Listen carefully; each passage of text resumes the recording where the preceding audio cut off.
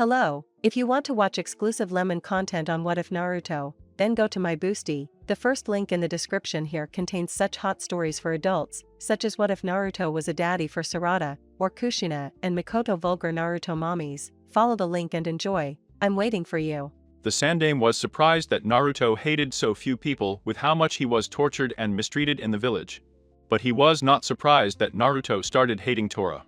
Hell, the villagers believed that the cat was the reincarnation of the Kirugi, and the same was true for most of the population. Ninja except some jounin. Naruto and his squad, led by Itachi Kakashi, were composed of Aruno Sakura, the Kunoichi of the year, Uchiha Sasuke, the Rookie of the year, and Uzumaki Naruto, the Double of the year. The squadron had been given the mission to capture Tora for the 5th time in the last 3 days. Naruto was carrying the cat through the doors, with both eyes moving randomly, with check marks every 10 seconds. "Oh Jiji-san, if I have to capture this cat one more time, I swear I will kill him." "Not that anyone cares," he said the last part quietly, as the daimyo's wife rushed into the room and grabbed the cat. "Cool, my little Torashin, mom is here." She began to squeeze the cat against her chest as it began to turn blue. Naruto looked at him with pity. Maybe he should kill the cat to end his suffering. I doubt he cares. Naruto put that thought out of his head. He turned to the Sandaime.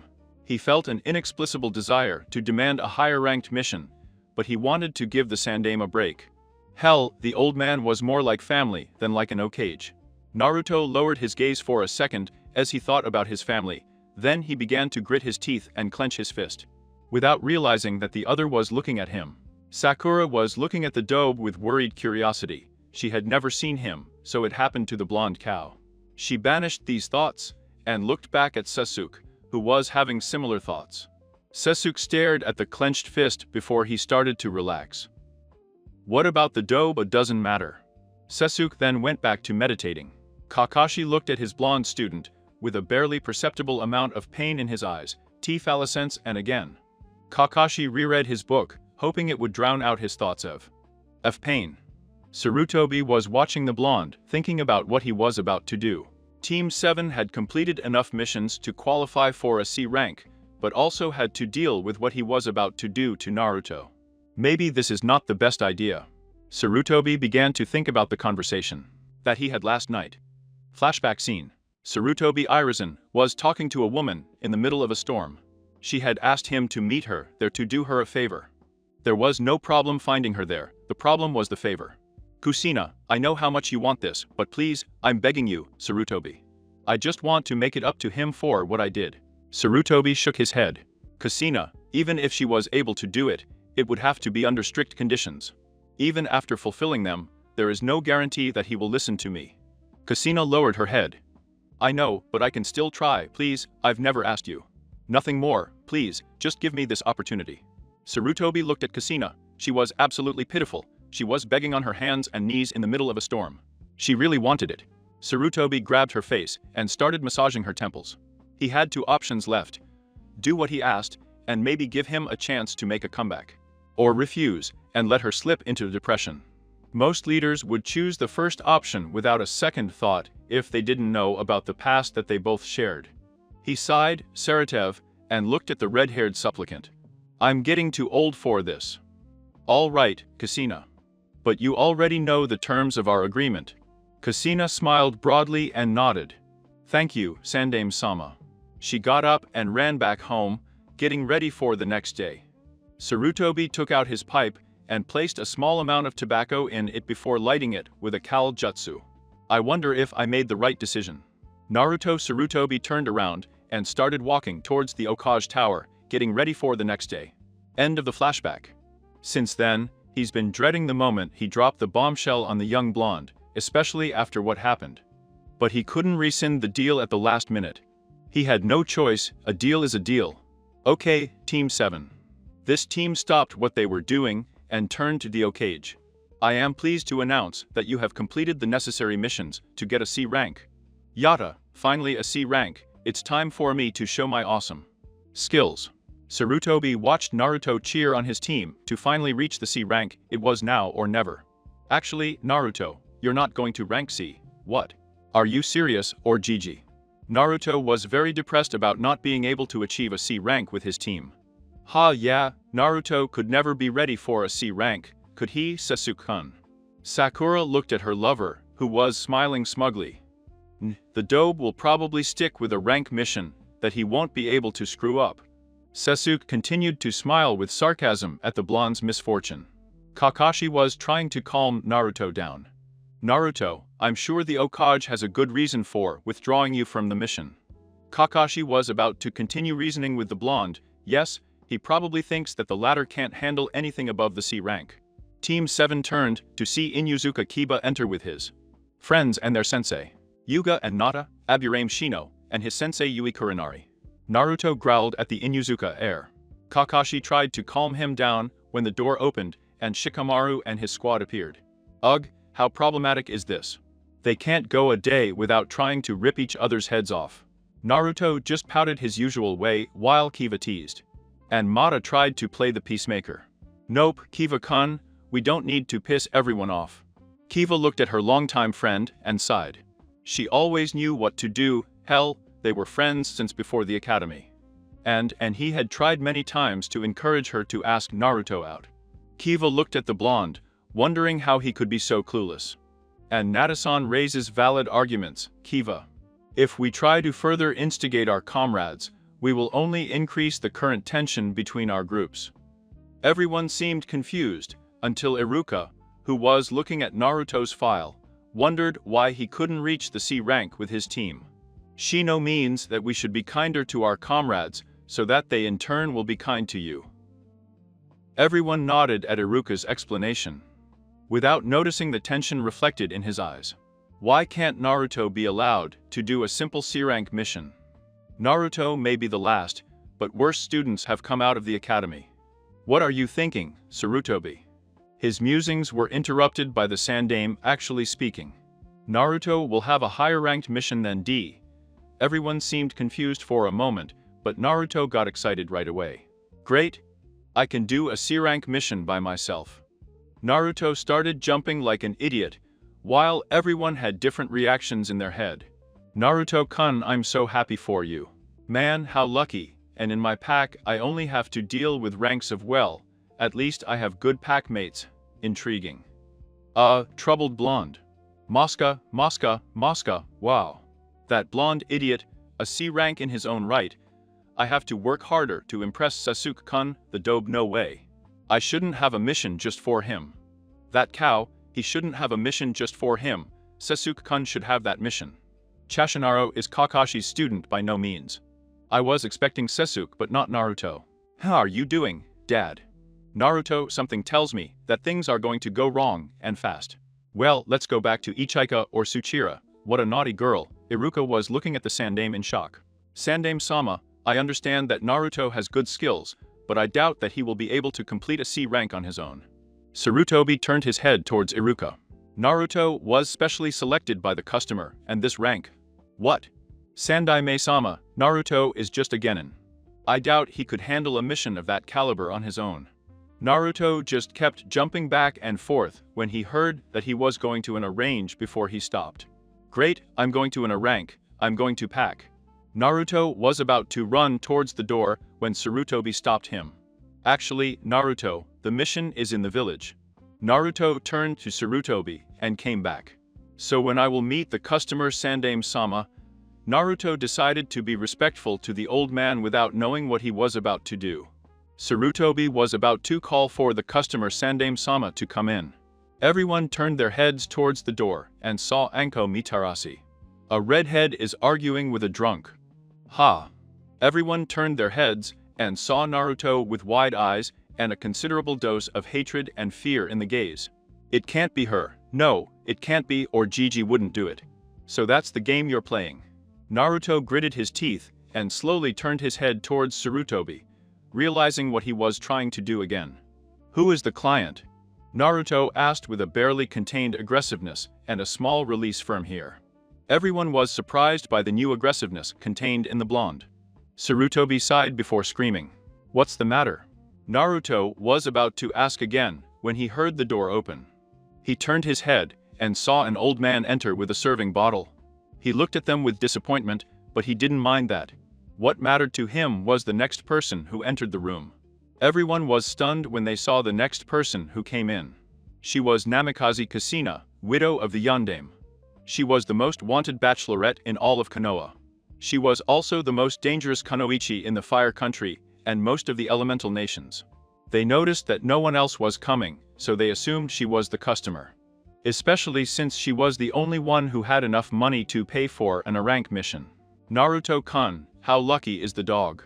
Have a great time with a gorgeous redhead, damn it. That's funny. Man, this is very problematic. Mosca, damn Naruto. You'll have enough money working with her to buy Ishiraku that blonde adobe, hired by Namika. Kusina, damn what's wrong with the dobe? I was happy a moment ago, but when the red-haired woman was mentioned that idiot gets a top-tier position for Namikaze Kusina. No way, Sasuke-kun should have been the one to do that. Bara Chashinaro, boy, what are you doing, dad? What about the tension?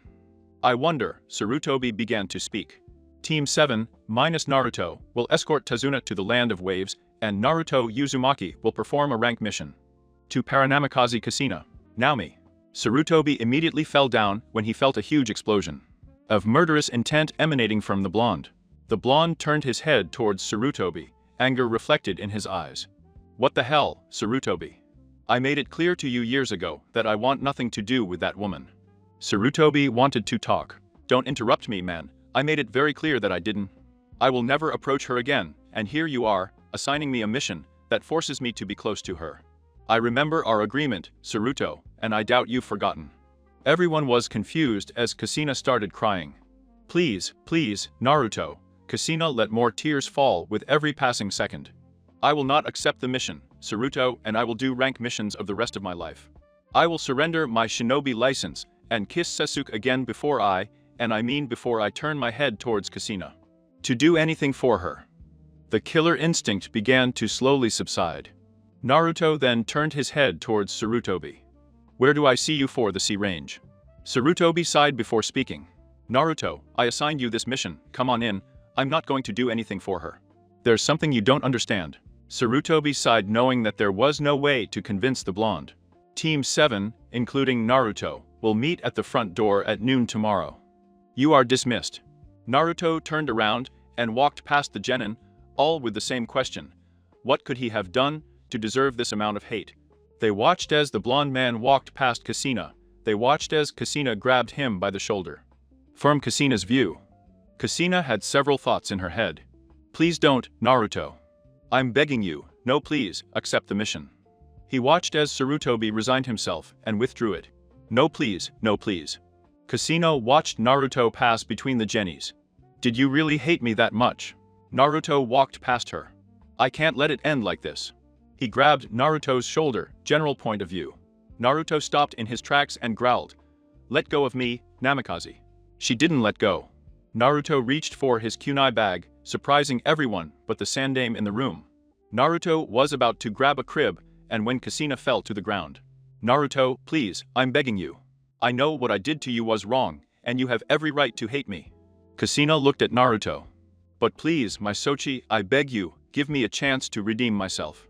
She sobbed the last sentence, and everyone was shocked.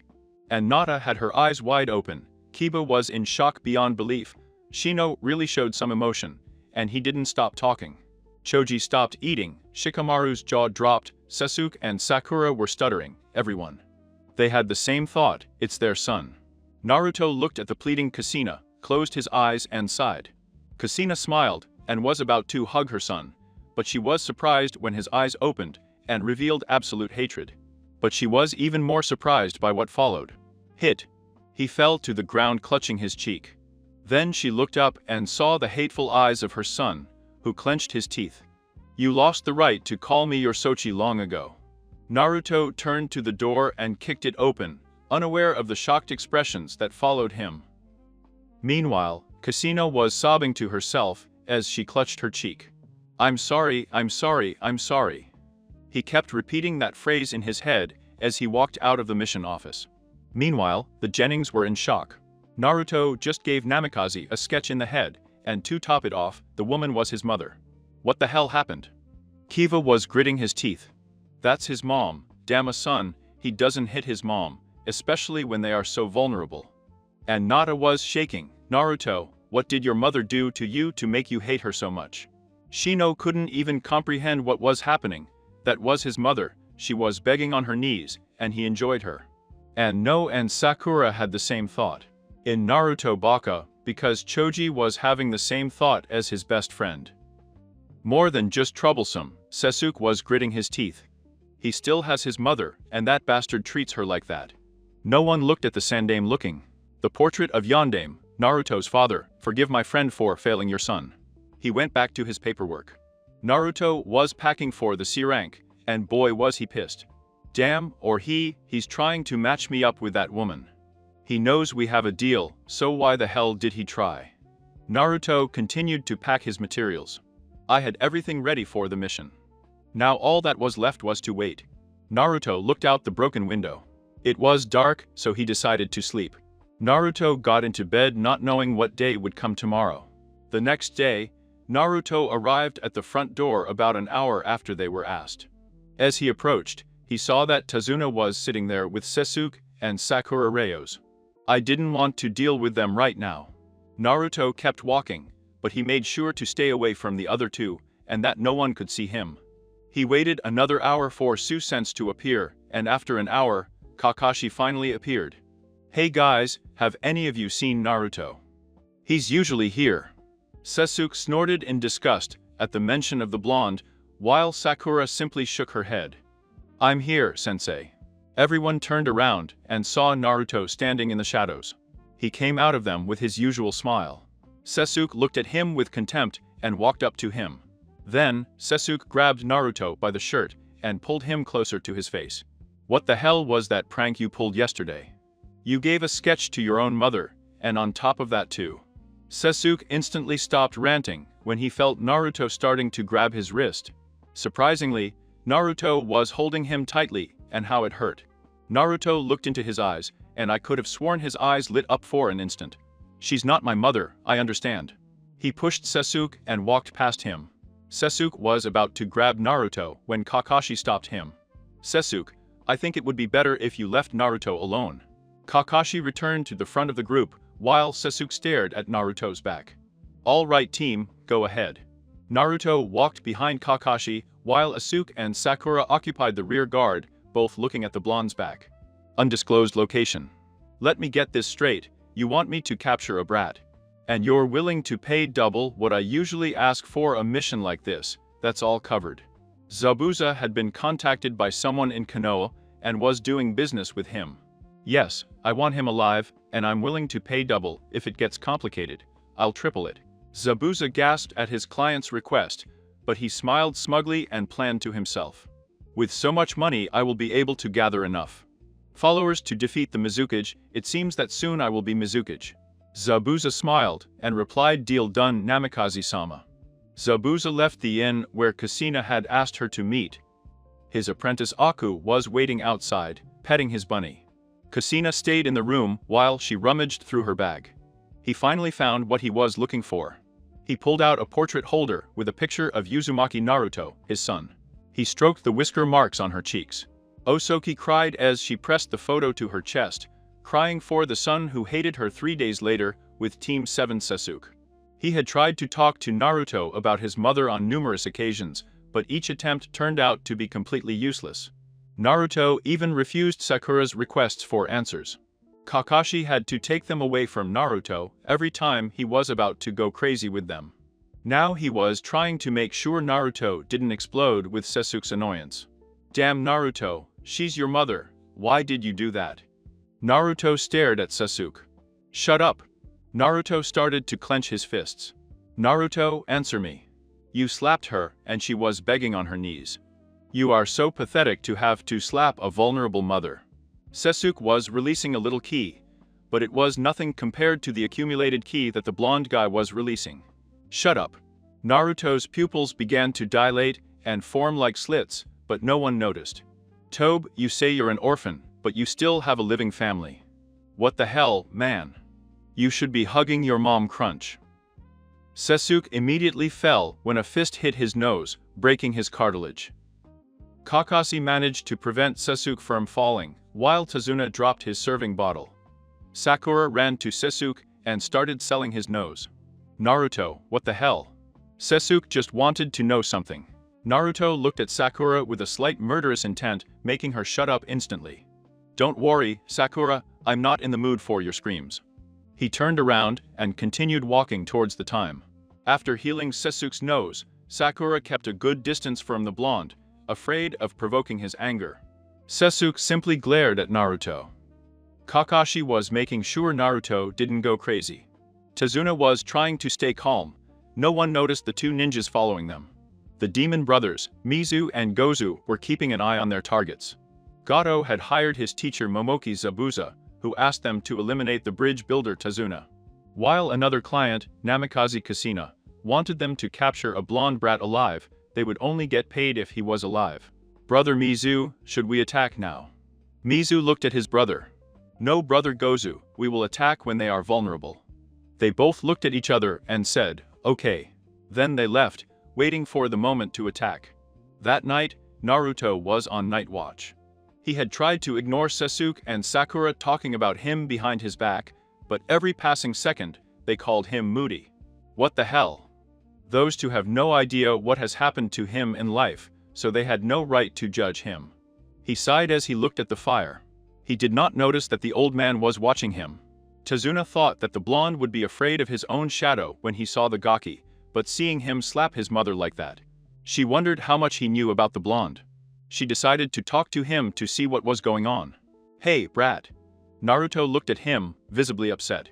My name is Naruto, not brat, say the right thing. He spoke with a clearly annoyed tone. Tazuna sighed, thinking that Naruto would be a tough nut to crack. Look, Naruto, why did you hate your mother? The air cooled noticeably at the mention of the woman. I would appreciate it if you didn't mention her near me, Tazuna, to my life, it's hard enough without remembering. That bitch. Tazuna cringed at the crudeness of Naruto's insult to his own family. However, he also wondered how bad Naruto's life could be, what a bad time everyone had. And they never did to him what this boy did to his own mother. How bad has life been for you? Naruto looked at Tazuna before rekindling the fire. He was silent for a while. Tazuna sighed in exasperation. It's okay, whatever. He looked at the fire again, he was 5 years old. Tazuna looked at the blonde, finally believing she could get something out of him. I was walking home to my dilapidated apartment, right in the middle of the red light district. Tazuna gasped. The red light district must have been the worst place for a 5-year-old. Surprisingly, those who lived in the red light district treated me well. Naruto chuckled as Tazuna looked at him in surprise.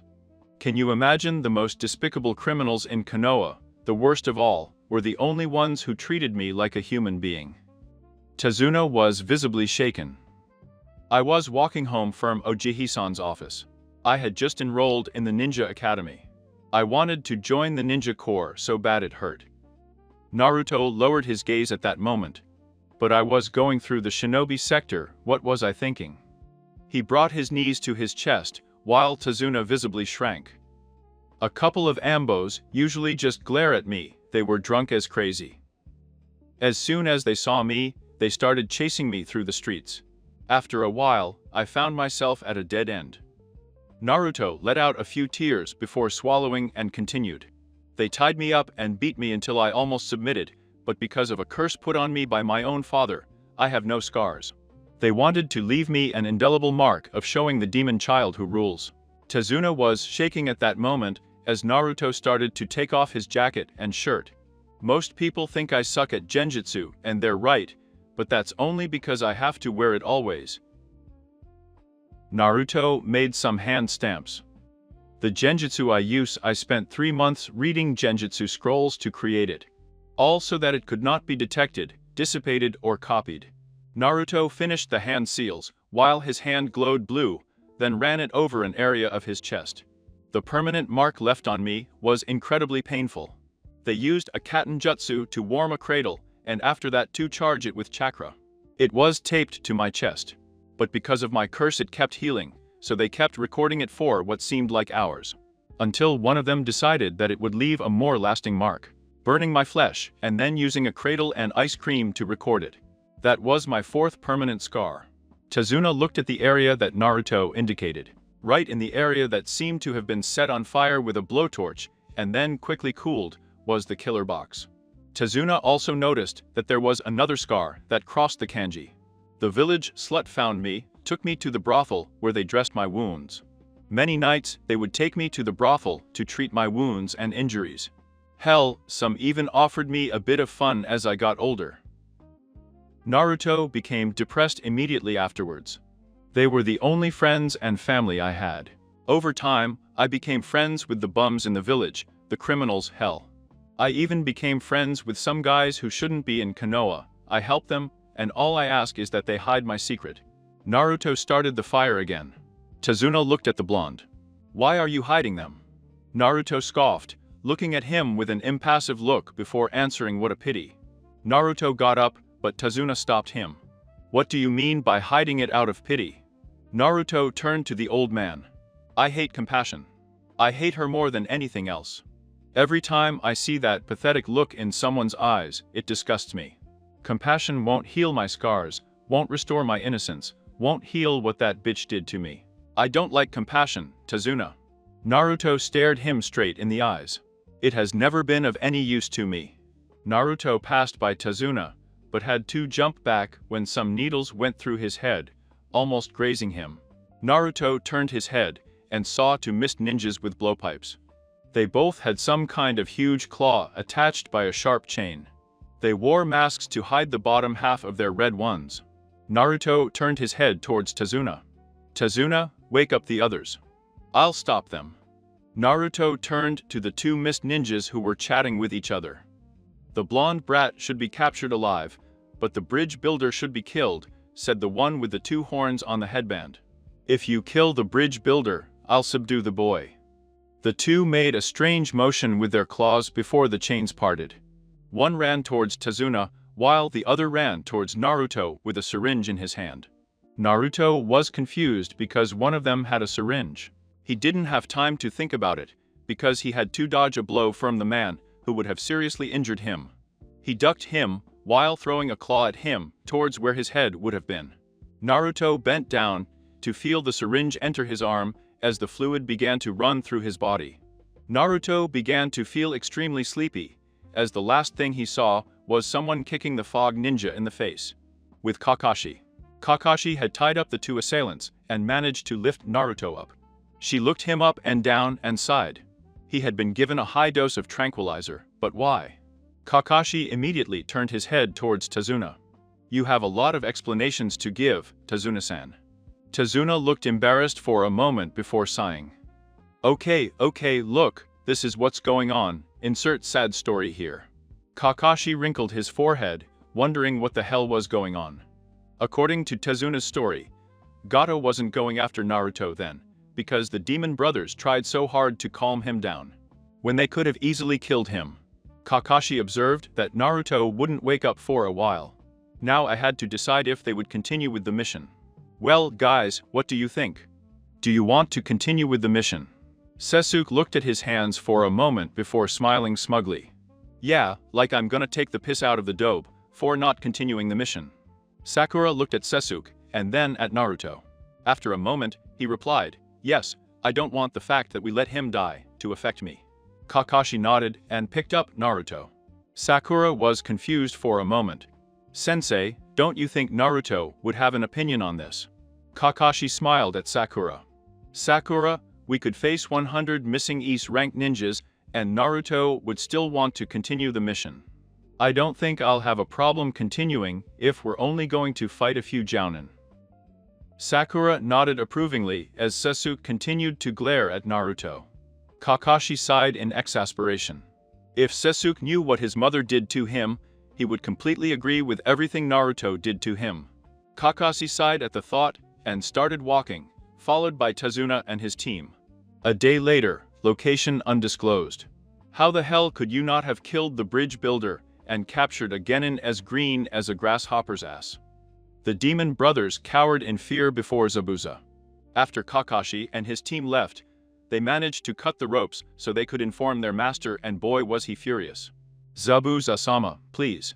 We managed to subdue the brat and almost escaped, but we were attacked by the ninja copy attack Kakashi. Almost, the one with the sharing an eye. Zabuza arched an eyebrow at that. Then it seems that things have become complicated. He smiled to himself. Not only could he get a little more money for killing the bridge builder, but he could also get a hell of a lot more money for capturing the brat. It was a win-win situation for everyone. Okay, both of you will accompany me to capture the brat, while you two will kill the bridge builder. Aku will help us. After all, he has the best aim, and he will most likely paralyze the brat, unlike me, who would just kill him. The two of them nodded, knowing that every capture mission they had performed had been successful thanks to Aku. Zabuza, the three of them turned around and saw a chubby man in a seedy suit, flanked by two mediocre samurai. I asked you to kill the bridge builder, I don't remember anything. Of the mission to capture a brat genin. Zabuza snorted contemptuously. You're not the only contractor I have, cat, and besides, you should probably increase the bounty on Tazuna's head. If not, it won't be worth killing him. Cat growled, but sighed. It doesn't matter, as long as that evil damn Tazuna is dead. This brat must be worth something though. I'll have to check it out myself. Cat smiled to himself and nodded. He left the room, while Abusa was planning how to kill the bridge builder and capture Uzumaki Naruto, without knowing that Gato was listening to his whole plan. With Team 7, 2 days later Team 7 had crossed the river thanks to a rower who managed to stay safe from cat claws. They were walking through a forest as a strange fog began to form. Naruto was even more nervous. Kakashi had told him that those guys had tried to capture him, but why? He was trying to calm down when he heard something in the bushes. She immediately threw a crib and Sakura ran to get a white rabbit. Naruto, you idiot, look what you did to this poor rabbit. What's the reason you're so mean to your empom? Sakura instantly fell down when Kakashi covered her mouth with his hand. He began to look around with wild eyes. At last, Naruto fell to the ground while Kakashi knocked Sakura down and Sasuke knocked the customer down. Kakashi looked up and saw a huge Zanbatsu-style guillotine. The next instant, she saw a man jump on her.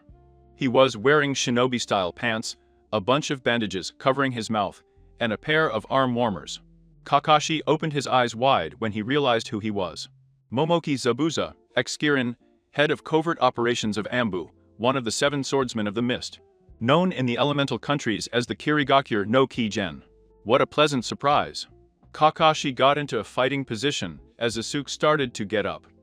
Naruto had managed to dodge the sword and pulled out a kunai, while Sakura had gotten up and also prepared a kunai. Zabuza chuckled. Sharingan for Kakashi, the Miljutsu thief, who fought alone against the Tsuchikage when he led an attack on Konoha, I am honored. Zabuza snapped his fingers as he saw 3 more Kirinuke ninjas appear. Capture the blonde, kill the rest.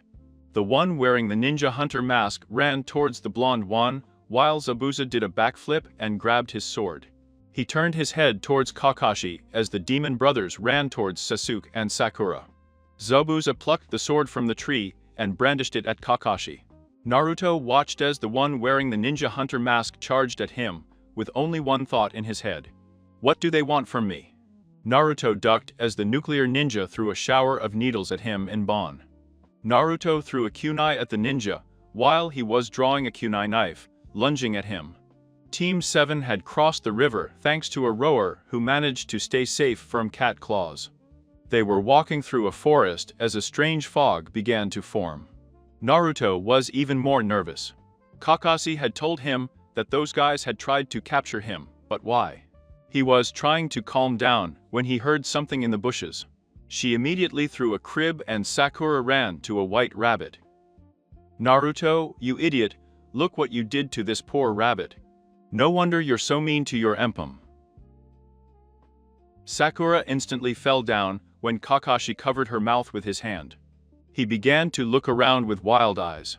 At last, Naruto fell to the ground while Kakashi knocked Sakura down and Sasuke knocked the customer down. Kakashi looked up and saw a huge Zanbatsu-style guillotine. The next instant, she saw a man jump on her. He was wearing shinobi-style pants, a bunch of bandages covering his mouth, and a pair of arm warmers. Kakashi opened his eyes wide when he realized who he was. Momoki Zabuza, ex-Kirin, head of covert operations of Ambu, one of the 7 swordsmen of the mist. Known in the elemental countries as the Kirigakure no Kigen, what a pleasant surprise. Kakashi got into a fighting position as Sasuke started to get up. Naruto had managed to dodge the sword and had pulled out a kunai. Sakura had gotten up and had also prepared a kunai. Zabuza chuckled. Sharingan for Kakashi, the Miljutsu thief, he fought the Tsuchikage by himself when he led an attack on Konoha. I feel honored. Zabuza snapped his fingers as he saw 3 more Kirinuke ninjas appear. Capture the blonde, kill the rest. The one wearing the ninja hunter mask ran towards the blonde one, while Zabuza did a backflip and grabbed his sword. He turned his head towards Kakashi as the demon brothers ran towards Sasuke and Sakura. Zabuza plucked the sword from the tree and brandished it at Kakashi. Naruto watched as the one wearing the ninja hunter mask charged at him, with only one thought in his head. What do they want from me? Naruto ducked as the nuclear ninja threw a shower of needles at him in Bon. Naruto threw a kunai at the ninja, while he was drawing a kunai knife, lashing out at him. The chapter begins now. The ex-Kirin ducked under Naruto's kunai and threw it over his shoulder. Naruto landed on his back, but managed to jump up while throwing a kunai at him. The boy, with the kunai on his side, threw a shower of needles at him in Bon. Naruto jumped when he saw them on Bon, and managed to dodge most of them, although some got stuck in his leg. Naruto fell to the ground clutching his leg as Kiri's ninja approached. Naruto placed his hands on his favorite stamp, Kageben Sin no Jutsu, and 12 clones appeared.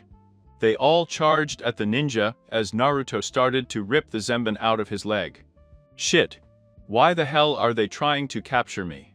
Naruto pulled out the last Zenbon, while the ninja destroyed the last of his clones. He jumped when the ninja stuck a syringe into the ground where his leg used to be. Hey, why the hell are you trying so hard to capture me? The ninja looked at Naruto and threw a set of shurikens that stuck a sleeve on him. The ninja ran over to Naruto and took out some in Bon that Naruto barely noticed were leaking. He jumped when the ninja managed to stick one in his arm. Naruto jumped up. Aku ran towards him. Naruto smiled teasingly and was about to adopt a combat stance when he realized that he couldn't move his arm.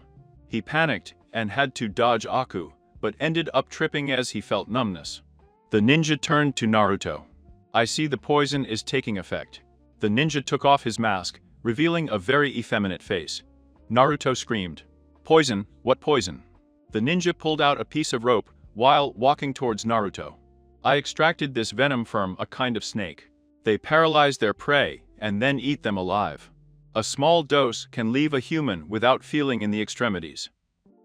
It is useful in squads of ninja hunters when they want to capture their opponents. Fortunately, it is not lethal, so an overdose of the amounts administered to a human is not a problem. The ninja was about to start tying up Naruto crack. But Naruto managed to move one limb enough to punch him in the face. The ninja grabbed him by the face and looked at the blonde. Why doesn't the poison work? Naruto smiled at him smugly. I've been poisoned so many times I can't even begin to tell you how many times I have to check my food. Luckily, my body has a natural filter that destroys any foreign substances, and the best thing is that, whatever I had in my body, it will never affect me again. Naruto pulled out a kunai. Come on, you bastard. Show me what you got. The ninja pulled out a kunai and a set of senbon while Naruto charged at him with Kakashi. Kakashi had to jump away when Zabuza lowered his sword. He took out a kuna and threw it at her. The kuna and hit Zabuza, but it dissolved into water. Ha ha ha ha, what do you think, Kakashi? Mizuban without no jutsu very useful. Kakashi turned around and saw that Zabuza had somehow positioned himself behind him and was now brandishing his huge sword. Kakashi dodged the blade by the hair, jumping on it and placing himself on the edge. He pulled out a crib and dealt a single blow to Zabuza. Zabuza smiled smugly as he used his other hand to grab Kakashi's wrist and throw him away from the sword. Kakashi managed to stand up and started panting.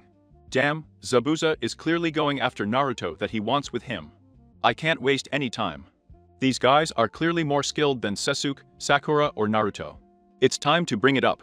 Kakashi brought his hand to his forehead, which caused Zabuza to smile in anticipation of the famous Sharingan. I was wondering when you were going to use it. Zabuza raised his sword and arched an eyebrow as he saw Kakashi reaching for his bag of kunai. Do you really think a kunai is going to help you? He was about to attack when Kakashi started to chuckle or Zabuza. Abuza, who said he was going to take out a kunai. The hand that was next to kunai's bag began to glow with white chakra, causing a seal to appear on the bag. Then he ran his hand over the seal, creating a cloud of white smoke. Kakashi took his hand away from kunai's bag to reveal somewhat dangerous. But not so much the Akakurato. Zabuza opened her eyes wide. Impossible, that sword was destroyed in the Third Great Ninja War. Kakashi raised his sword to eye level and pointed it at Zabuza. It has been remade. Kakashi ran towards Zabuza, with the Sharingan spinning and the Tanto shining. With white light with Sasuke and Sakura. Sasuke used his kunai to block his claws, while Sakura tried to use the little genjutsu she knew to confuse the Nuken. And neither of them was in their best shape. Sasuke had a small cut on his arm, but thanks to one of his kunai, he managed to expel most of it. Part of the poison. Sakura had managed to dodge some punches, but the poison was starting to get to her. Sasuke was also starting to get tired. He had barely managed to avoid being wrapped in his chain sword, but he managed to open a rather large wound on his arm. Shit, if I keep this up, he avoided one of the demon brothers, while the latter were digging their clawed gauntlets into the ground. The other brother jumped on him and brandished his claw down. Sasuke threw a cradle, and it grazed Nuke Ninja's arm. The nuclear ninja held onto the arm, while his brother ran towards him. Brother Mizu, do you need any help? His brother looked at him. No, Brother Gaz, it's just a scratch. He looked at Sakura. Then he looked at his brother. Did we finish with the girl first? His brother looked back at him. Yes, brother. The two looked at each other. All right. While charging at Sakura, Sasuke was too far away, so he couldn't help her. The two brothers were only a foot away from her. The one on the left dug the claw into his head, while the other aimed at his skelch abdomen. Sakura was impaled. The two brothers were about to take them out. When the girl looked at them with bright red eyes, he smiled from ear to ear as the grass under them began to grow to insane proportions, and then began to wrap itself around his legs. The brothers looked around immediately before flooding their chat systems. Chakra? They saw how what they had in their claws turned into a log. Furious, they tore the claws off the trunk before turning to see a panting Sakura and a nervous Sasuke. Well, a kawarimi and a genjutsu just when we were about to kill the girl, that ingenious. But enough of the chatter. Come on bro, take the girl, the brat is mine. His brother bent down. Of course, brother, skin them alive. The two of them ran forward, while Asuke prepared some hand seals. Katen. Gakaki Unojutsu threw a fireball while the two brothers were using their hands in unison, screaming at the same time. Suten, Suijineki. The two suddenly stopped when a wall of water surrounded them, stopping the fireball. Sasuke took out a windmill shuriken and threw it at the demon brothers with Naruto. Naruto ran towards the ninja while he was lifting the kunai, and their kunai collided. Naruto smiled smugly as he was about to pull out another kunai, when the ninja stuck all three into Bon's neck. Naruto dropped the kunai as he fell to the ground. Damn, what the hell did you do to me?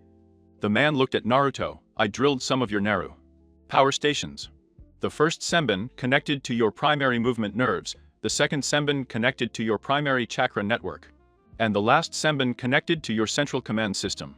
If you didn't understand, I'll make it clear to you.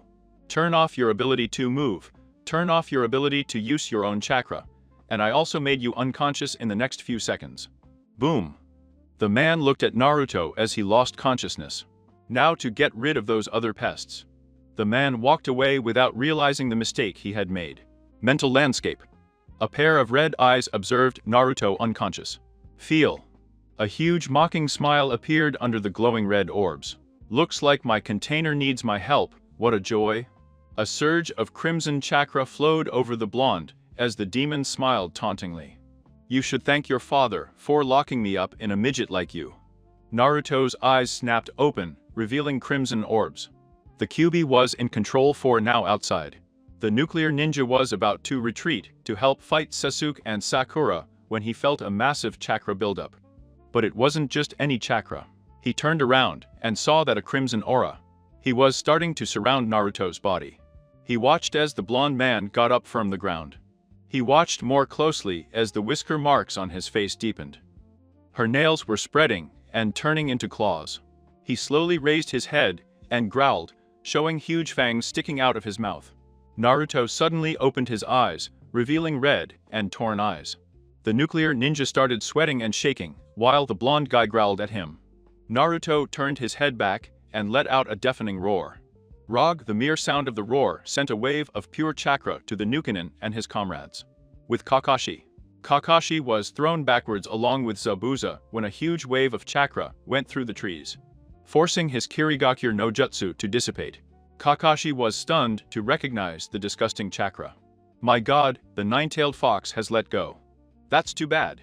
Kakashi was thrown back by another wave of pure chakra. Zabuza was trembling. It can't be one of my men. He's one of Kakashi's brats. Zabuza tried to get up, but another surge of chakra knocked him down. With Sasuke and Sakura, the windmill shuriken that was about to hit the brothers. Demons was knocked down by a chakra wave that made them retreat. Both managed to grab onto the ground with their huge claws. Sasuke and Sakura were thrown to the tree line. The two of them were trembling with fear at the Bill energy, and it came from the place where they last saw Naruto. This can't be it. It's Naruto, right? It was the thought that crossed their minds. General point of view. Everyone looked in the direction where they felt the dark chakra. As the fog began to clear, they were terrified by what they were seeing. Naruto was standing in a crater formed by the accumulation of chakra. A red chakra was spinning around him like a tornado, and his eyes seemed to be looking into the depths of hell. So much hatred, anger, battle thirst. Naruto looked around as he saw the ninja he was fighting. He took a step forward and disappeared from sight. Everyone looked around. The one who found Naruto was the ninja who fought him and ended up getting punched in the face. He fell a few meters before Naruto crouched down on all fours and ran towards the fallen ninja, growling at every step. The demon brothers Shunsin lunged in front of the ninja, claws and chain unsheathed, ready to skewer the blonde. To hell with the contract. Naruto jumped towards the demon brothers with his claws extended. He cut the chain, and the brothers smiled smugly until his fingernails pierced through it and made their way to their squelched throats. The ninja was terrified when he saw how the two claws pierced vital points of his companion. Naruto pierced his demon brother's body with his hands, while their heads were separated from his shoulders. Naruto was about 2 pounds when Kakashi knocked him to the ground, took out a piece of paper with a complex seal, and put it on his head. Naruto immediately began to calm down and collapsed on the ground. Kakashi got up and saw that Zabuza and the other ninjas had disappeared. He sighed, knowing they would be back. He turned around and saw that Sakura and Sasuke were looking at Naruto in fear. He looked at the unconscious blonde and saw that his genjutsu had dissipated. Shit, he must have overloaded the genjutsu with the QB chakra dam. Kakashi looked at Sasuke and Sakura. I know you want answers, but I don't think it's the best time. Help me take Naruto to Tazuna's house. The two obeyed and shared one last look with the blonde. Who the fuck?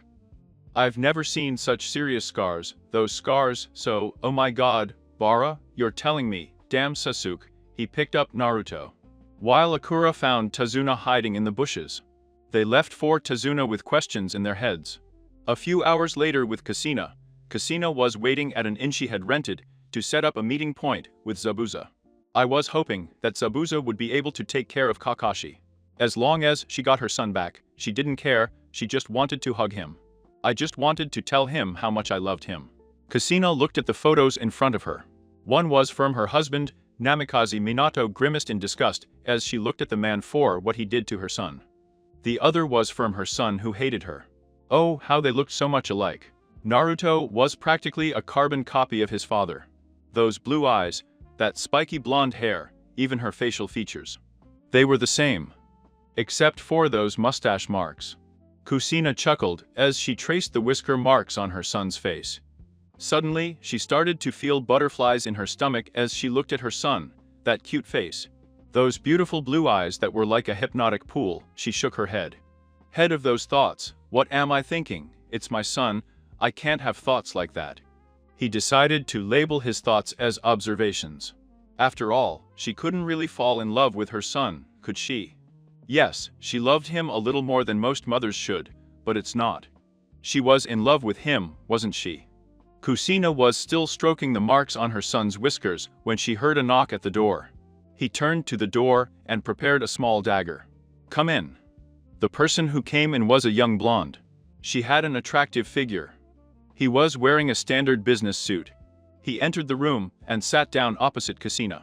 Namikaze Kusina, I am the main secretary of Gato, of the Gato Shipping Company. My boss wants to make a proposal to you. Kusina put her hand closer to her dagger while cautiously looking at the woman. What kind of proposal? The woman sighed before answering.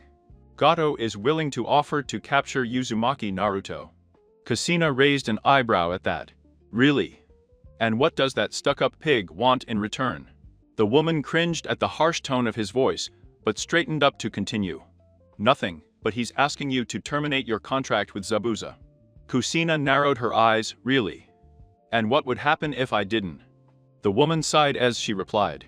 She says that unless you terminate the contract with Zabuza, she will not be responsible for what happens to your child. Kusina gripped her dagger tightly. Really? The woman asked, nodding. Kusina closed her eyes, suddenly opened them, and disappeared from sight. The woman opened her eyes wide when she felt a prick on her face and a wet substance sliding down it. He touched his cheek and felt it wet. He looked at his hand and saw that it was staining. He started panicking until he felt something cold on his neck. He looked down and saw a dagger ready to slit his throat. He turned his head to look Kusina in the eyes. Listen to me, bitch. I will accept Kat's proposal to capture Uzumaki Naruto, but let me tell you something that you will tell your master. He brought the dagger closer to the woman's skin to make his point clear. If my son has a single scratch on his head because of your master, I will torture him until he begs for death. And when I finally give it to him, I will make his death as slow and painful as possible. Now, get out of my sight. He kicked the woman out the door as she started to run. Kusina returned to her chair and looked at the photo of her son again. The same feeling as before invaded her. Soon, my son, soon. He took the picture and pressed it to his chest. Tsunami was standing by the stove cooking dinner, looking towards the door, praying for Tazuna to come home. His father had left more than a week ago to seek help in a nearby shinobi village. But he heard rumors that cat bullies were not the only problem he would have to face. He heard that Gato had hired shinobi. He had heard how expensive shinobi quests were, and he knew that even with all the money everyone had managed to scrape together to buy a quest with enemy shinobi as a variable, he doubted they would help them. Knock knock. Tsunami turned towards the door when she heard a knock. She ran to the door hoping it was her father, but before she could open it, someone kicked it open. A tall white-haired man, who was panting with exhaustion, a pink-haired girl, a black-haired boy with an incredibly strange hairstyle, and a blonde boy who had worse scars than anyone else she had ever seen before. Tsunami looked back and saw his father making his way through the shinobi. Sorry, but this guy needs to get in quick so they can work on him. The shinobi quickly made his way to the couch and lay down, while the white-haired man started performing hand seals. Tsunami looked at her father. Tuzan, what's going on? Tazuna sighed as she grabbed Tsunami's shoulder. Come to the kitchen, I'll explain it to you there. He guided Tsunami to the kitchen, while the shinobi was working on Naruto. Team 7's point of view. Kakashi finished his stamps, and a green glow took over his hands. He quickly pressed them against Naruto's chest, and began to move them slowly. Sakura was about to speak, but Sasuke grabbed her by the arm and shook her head, indicating that it was a bad idea. Sakura reluctantly agreed and backed away while Kakashi did whatever he was doing. Kakashi started sweating as he kept loading chakra into Naruto's rings. Oh shit! How much chakra did Naruto use in this damn genjutsu? He watched as parts of Naruto's body began to glow as he hid his scars. Finally, after 12 minutes, Naruto was completely covered by his genjutsu. Sighed. Kakashi slumped back and gasped as he was looking for some chakra replenishing pills. Sasuke looked between Naruto and Kakashi before finally speaking. Kakashi, what the hell is going on? Kakashi sighed as he sat down. Naruto has his secrets, Sasuke, just like you have yours. If Naruto wants to tell you, he can. Sasuke growled and stormed out of the house, closely followed by Sakura. Meanwhile, in the kitchen, Tsunami looked at her father in shock. You mean that child was beaten by my god, Kami-sama? Tsunami leaned back and looked at the table. How can people be so cruel as to hit a child? Even Cat hasn't come this far yet. Tazuna sighed. I know how you feel, Tsunami, believe me, after hearing what happened, that boy surprised me. Tsunami looked at her father. If his life was so bad, why did he stay in the village? Tazuna sighed as she sat down. I wonder about that, reeled Tsunami later. Naruto opened his eyes in a daze and rubbed the sediment accumulated on his eyelids.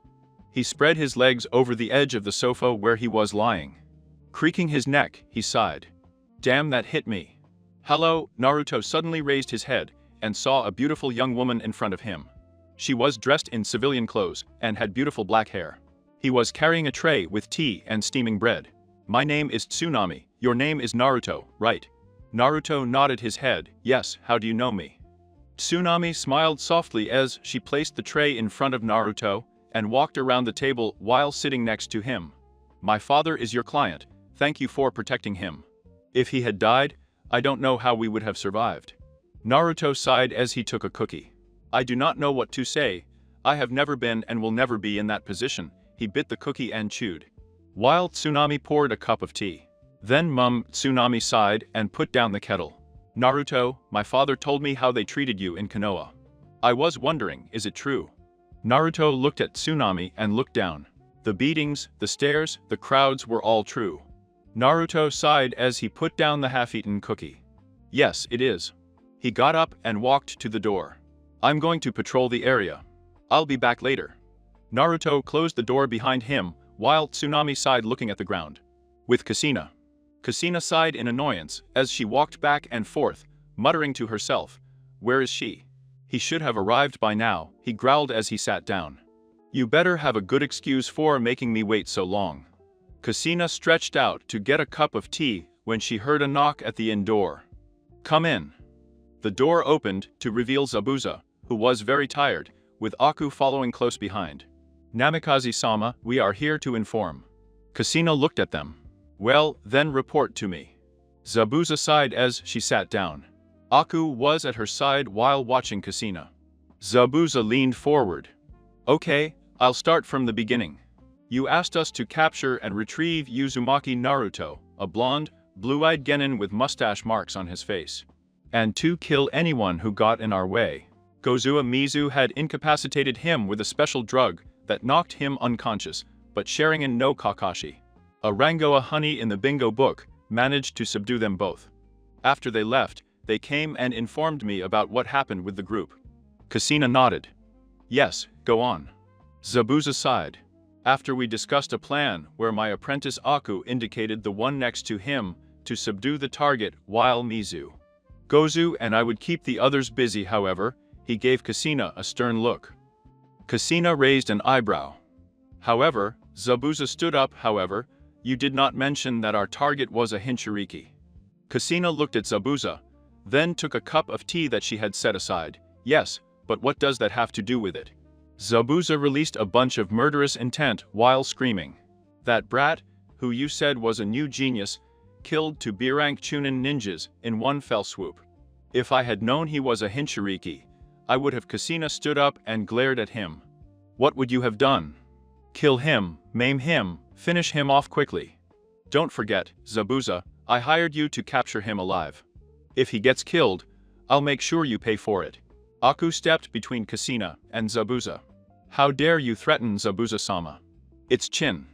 Aku was silent when Kusina suddenly pulled out a katana and placed it at his throat. Shut up, brat. This is between your master and me. He withdrew the sword from Aku's throat and kept it in its scabbard. Now, he looked at Zabuza, I'll make it clear. I want them to capture him alive. If it is necessary to incapacitate him, to do it without putting his life at risk. Just bring him to me alive, without him being in mortal danger. Zabuza was about to speak. If you can make it, I'll give you twice as much as agreed. Zabuza's eyes widened. It's basically him. I was offering a daimyo's fortune, the Namikaze clan's entire bank account. Why do you love this brat so much? Kusina turned around and walked towards the other room, but stopped and looked at Zabuza. What more reason do I need than to hold my baby in my arms? He quickly sneaked into the other room, leaving a surprised Zabuza. That Hinchiriki brat is his son. No wonder she is willing to pay what she offers. Zabuza turned around with a smile on her face. Well, it doesn't matter to me, as long as I get paid. He walked out the door with Aku on his heels. At Tazuna's house, 2 days later, Team 7, Tazuna, Tsunami and a boy, and Nari, Tsunami's son, were sitting at the table, enjoying a well-prepared meal. Naruto ate slowly, as he had injured his hand a little earlier that day. I had spent the last 2 days training taijutsu and controlling the chakra. Inari looked at the shinobi and hit the table with his fist. He couldn't stand them, they go around so happy and carefree. Cat is going to kill them, why are they trying so hard? Naruto looked at Inari before looking at his food again. I try because I don't want to end up being a whiny brat like you who can't even defend himself. Inari shouted, shut up, you have no idea what it's like to suffer. Clan, everyone turned to see Tsunami drop his silverware and walk towards Inari. Inari, come with me now. Inari stood up with a firm step, while the look in her mother's eyes was a terrifying one. He followed her into the other room, where she closed the door, and then gave him a sketch. Inari stood still as he felt the stabbing pain run down his face. He looked at his mother, Kaka at Chan Kyuk. Tsunami hit Inari. I can't believe how ungrateful you are, how narrow-minded you are. I know Keiza didn't raise you to be like that. Those shinobi risked their lives to help us, and you spit in their face. They didn't have to help us, they could have returned to their village as soon as they found out that we had lied to them. If it wasn't for them, especially that kid you insulted. With such carelessness, your grandfather would be dead, and probably you or I would follow them soon. And Nari trembled, Pay, but Kachin is true, Cat will kill them. Look what happened to Tuzan because he opposed Gato. Tsunami screamed. So what you're saying is that we should let Gato stomp on us, degrade us? And it lowered our morale even more. That's what you're saying. He looked at Inari with disappointment. Keiza would be ashamed of you. She turned around and went back to the kitchen, leaving Inari with her thoughts. The next day, Team 7 walked to the bridge, with Tazuna following them closely. Naruto kept looking around. Those two were chasing me that they want. Naruto had become incredibly paranoid over the past few days. First, 2 renegade ninjas from Kiri attacked him with the intention of capturing him. And then they were joined by 2 other ninjas infinitely better than him. The only reason they managed to escape was because he used the Kirugi chakra, but he was pretty sure that they would come back and soon. They were about halfway to the unfinished bridge when suddenly they were surrounded by an incredibly thick fog. Kyukuku looks like it's my lucky day. Everyone turned to see Zabuza and his accomplice appear in a swirl of water. My 2 targets are here, a genin green as a grasshopper's ass and an old drunk. Zabuza brandished his sword. The easiest payday of my life. He charged forward with his accomplice following close behind. Kakashi took out a kunai and used it to block the sword, only for the blade to split in half as Kakashi jumped back in time to avoid being cut in half. The other ninja attacked Naruto, who quickly backed away, while Aku began to engage him in a taijutsu battle. Sasuke and Sakura were about to help him, but stopped when a wall of ice suddenly appeared and surrounded Naruto and Aku. Aku turned to Naruto and took off his mask. Now it's time to finish this. He charged at Naruto and punched him in the face, spinning him against the ice wall. As he fell, Aku grabbed him by the neck and slammed him into the wall. The ice carrier pulled out a syringe. This elixir will leave you unconscious, and when you wake up, you will not be able to move arms or legs. It is my most precious creation. Aku squeezed the syringe just in case, showing the liquid oozing out of the tip. Naruto opened his eyes in a daze when he saw the syringe coming towards him. No, I can't, I won't drip. Naruto's eyes opened completely, and he found himself inside a dripping sewer. He stood up and looked around. This way, boy, he was startled to hear the dark voice. But an underlying sensation caused his feet to move in the direction where he heard the voice. That's it, come closer, come to me, come to me. Naruto continued until he was in front of a steel wall. Naruto slowly took the door handle and pushed it open, revealing a sight that was both amazing and terrifying at the same time. In front of him was a huge set of iron bars with a piece of paper holding them completely closed. The bars seemed carved out of the darkest metal. What terrified him was beyond the bars. A huge crimson fox with 9 long tails on its back was smiling at Naruto, while its red eyes were staring at him. "It's about time you got here, rat." Kyubi lay down and started talking. "Now, to the point you are being captured, and will soon be crippled for life by an enemy. I'm not sure I can eliminate the toxins, so I think you'd better use my power now." Kyubi pushed his Yuki through the neighborhoods, rotates the cage, and watched as it wrapped around the blonde outside. Aku was about to place the syringe on Naruto's neck just to cough, when Naruto suddenly extended his arm with his claws extended, and stuck it into Aku's sternum. Aku staggered back as he dropped the syringe, and looked up as the same crimson chakra started to engulf Naruto. Only now it started to take a physical form. He grew to big pointed ears on the top of his head, and a bubbly tail like a log. He also formed giant demonic claws on the tip of each limb. Naruto's eyes snapped open, revealing that they were red and narrowed, as he threw his head back and let out a guttural roar, "Rah!" He shot his arm towards Aku, sending a long branch of crimson chakra that wrapped around the effeminate man. Naruto growled as he started to expel Aku's life.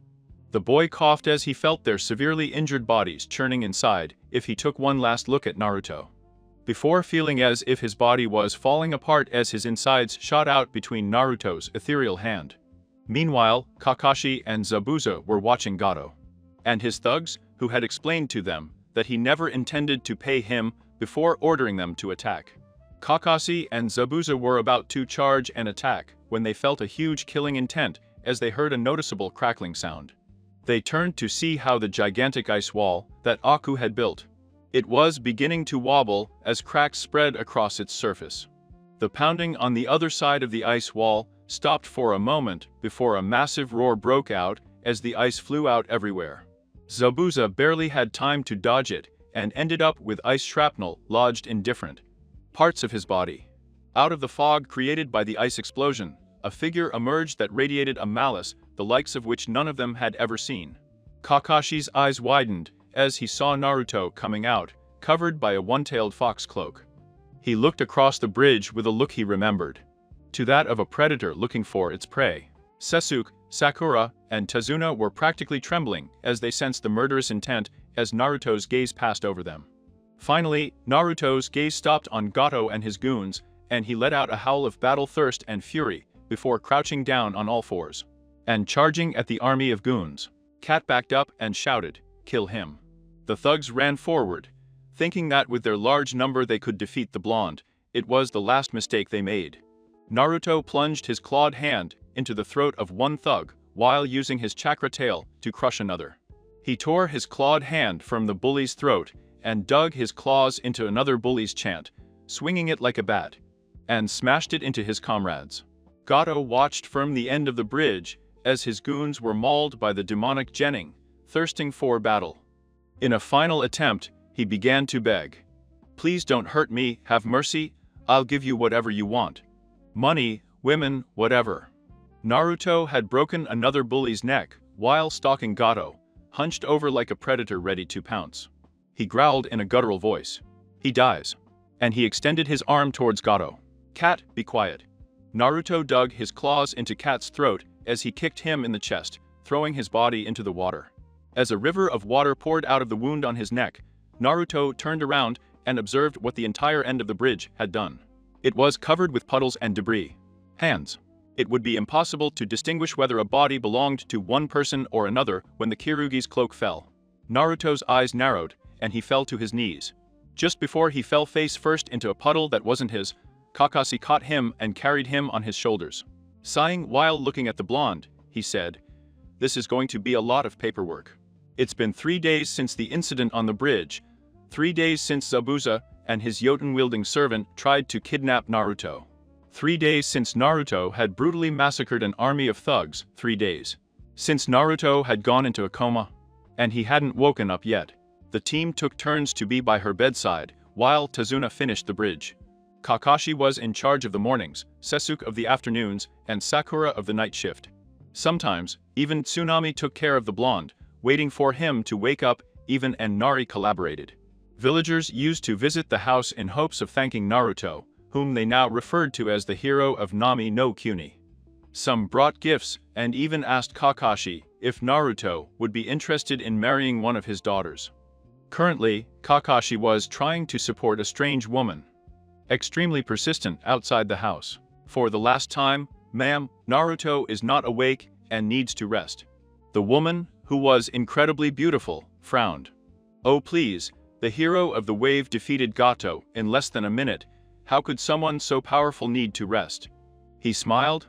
Besides, why did he want to rest if I'm offering him this body? She slid her hands down her figure, accentuating her impressive bust and curves. Kakashi frowned on the outside, but inside he was cursing Naruto for attracting such a sensual woman, for God's sake. Ma'am, he's only 12 and you're in your 20s. The woman frowned and crossed her arms under her attributes. Correct me if I'm wrong, but since he's a shinobi, he's not considered an adult. Kakashi sighed as he massaged his temples. Yes, that's correct. The hen woman put her hands on her hips. So whether I'm 10 years older or younger than him or not, since he's technically an adult, it's not a problem. Kakashi opened his mouth to try to make her come out, Kakashi-sensei. But he turned around when Sakura ran out of the house. It's Naruto, he woke up. Kakashi was about to enter when the women sped past him and up the stairs. He growled in annoyance as he and Akura walked up the stairs.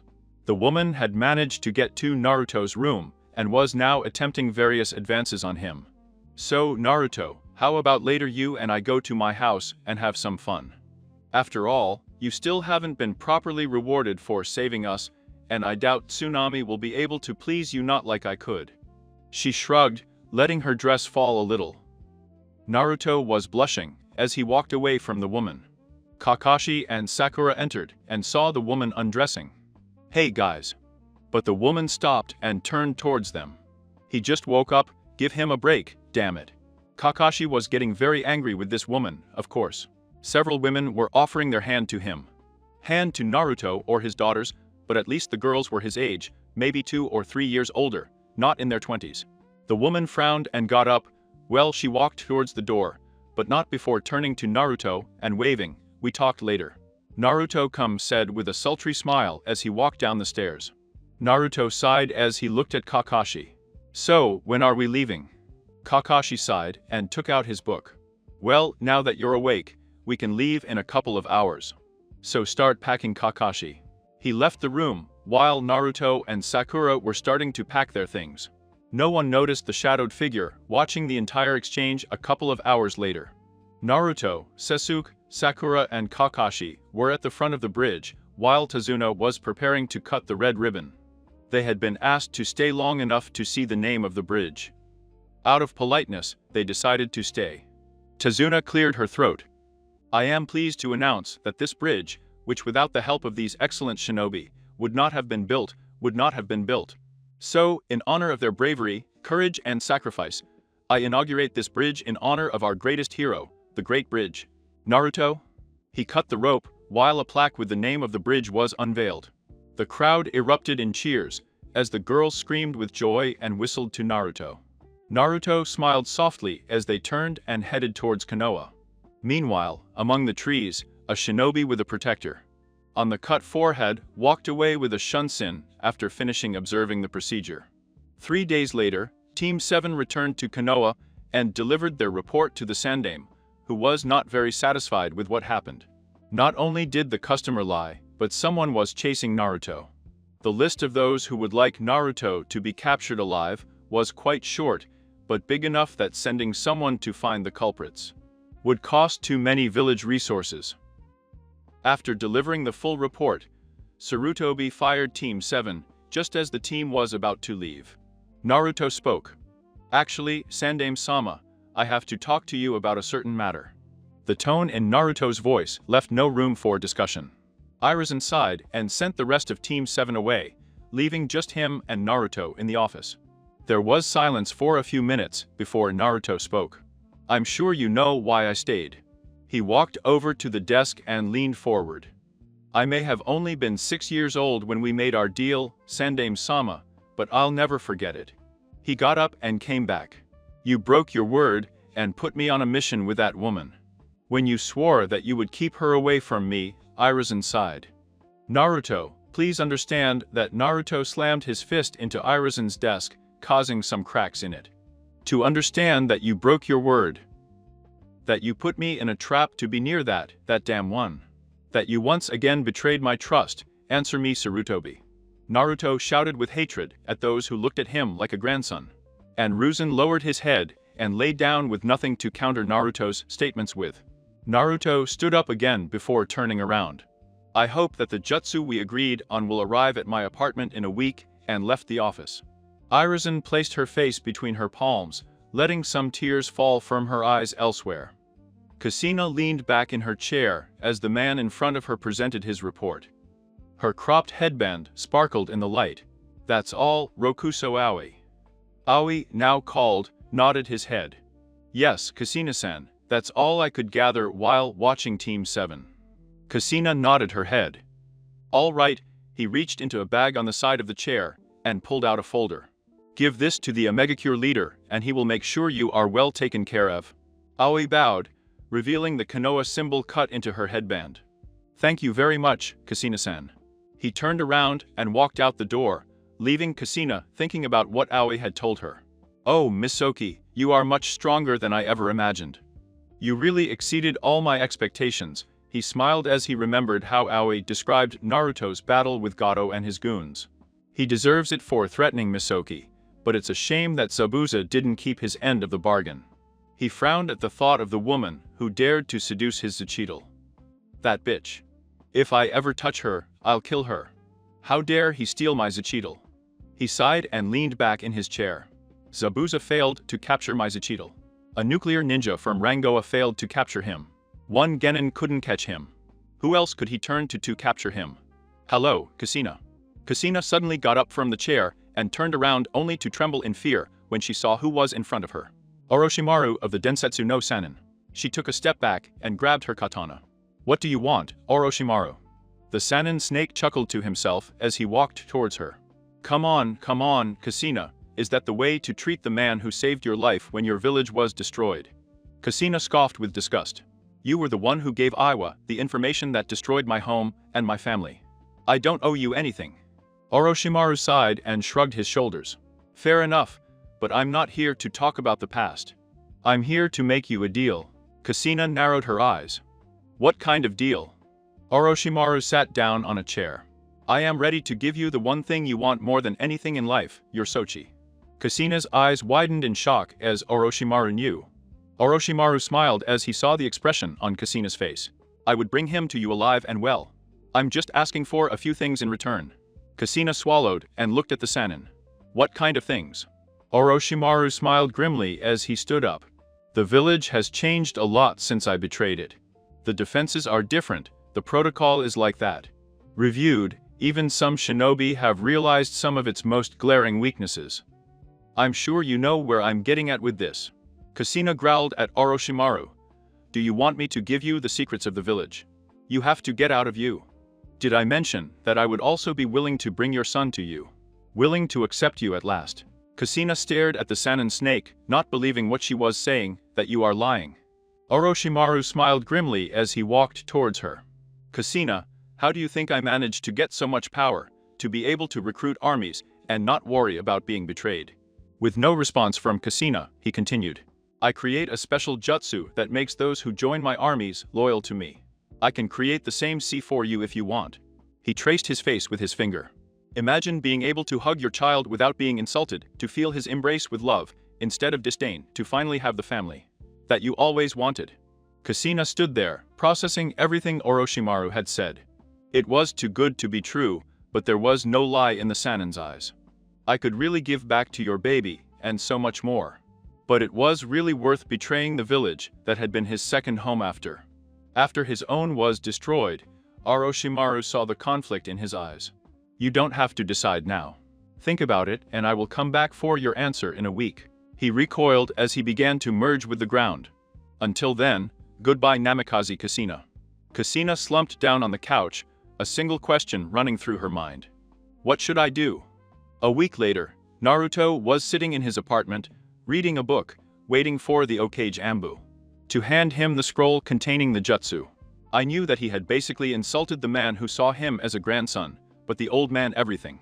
How much should I have thought about that before I made the mistake of trying to put him on a mission with Kasina?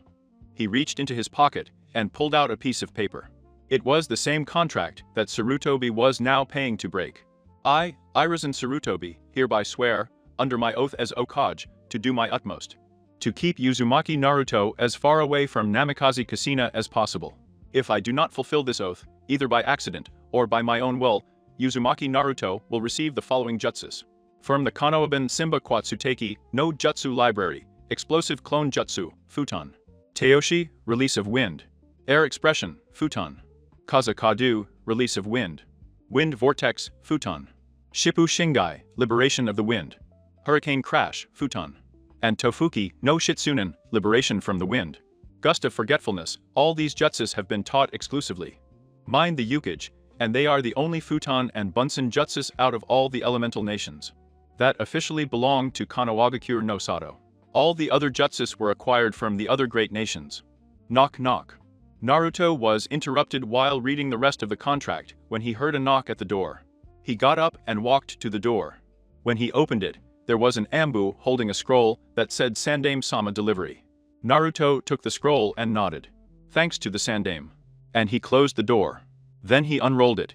Now, which jutsu should I do first? He went through the jutsus and their descriptions before smiling as he made a decision. Bunsimba Quatsut Kais.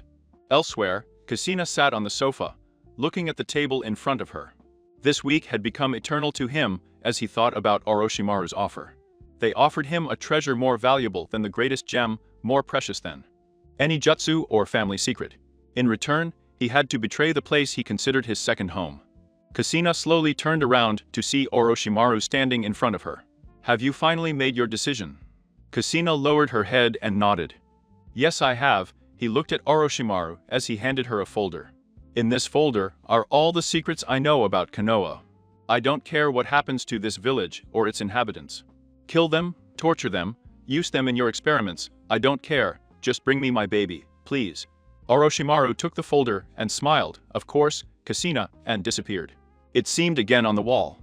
Kasina looked at the table again, which was filled with all possible photos of her Sochi. He took the one that showed her holding him in her arms when he was a baby, and the other one showed him hugging Iruka at graduation. She couldn't stand Iruka, he had what she craved the most. The love of your baby, your affection, the love that a child would give to his parents, that love that should be his. He smiled as he cropped the picture of him and Iruka, and then cropped one of her and Minato when they started dating. He glued the pieces together and smiled. The creation was an image of her and Naruto in a loving embrace. He touched the whisker marks on the picture and pressed it to his chest. Soon, my precious baby, soon you and mommy will be together at last. It had been 2 weeks since the wave mission, 2 weeks since Naruto had received the scroll from the Sandame.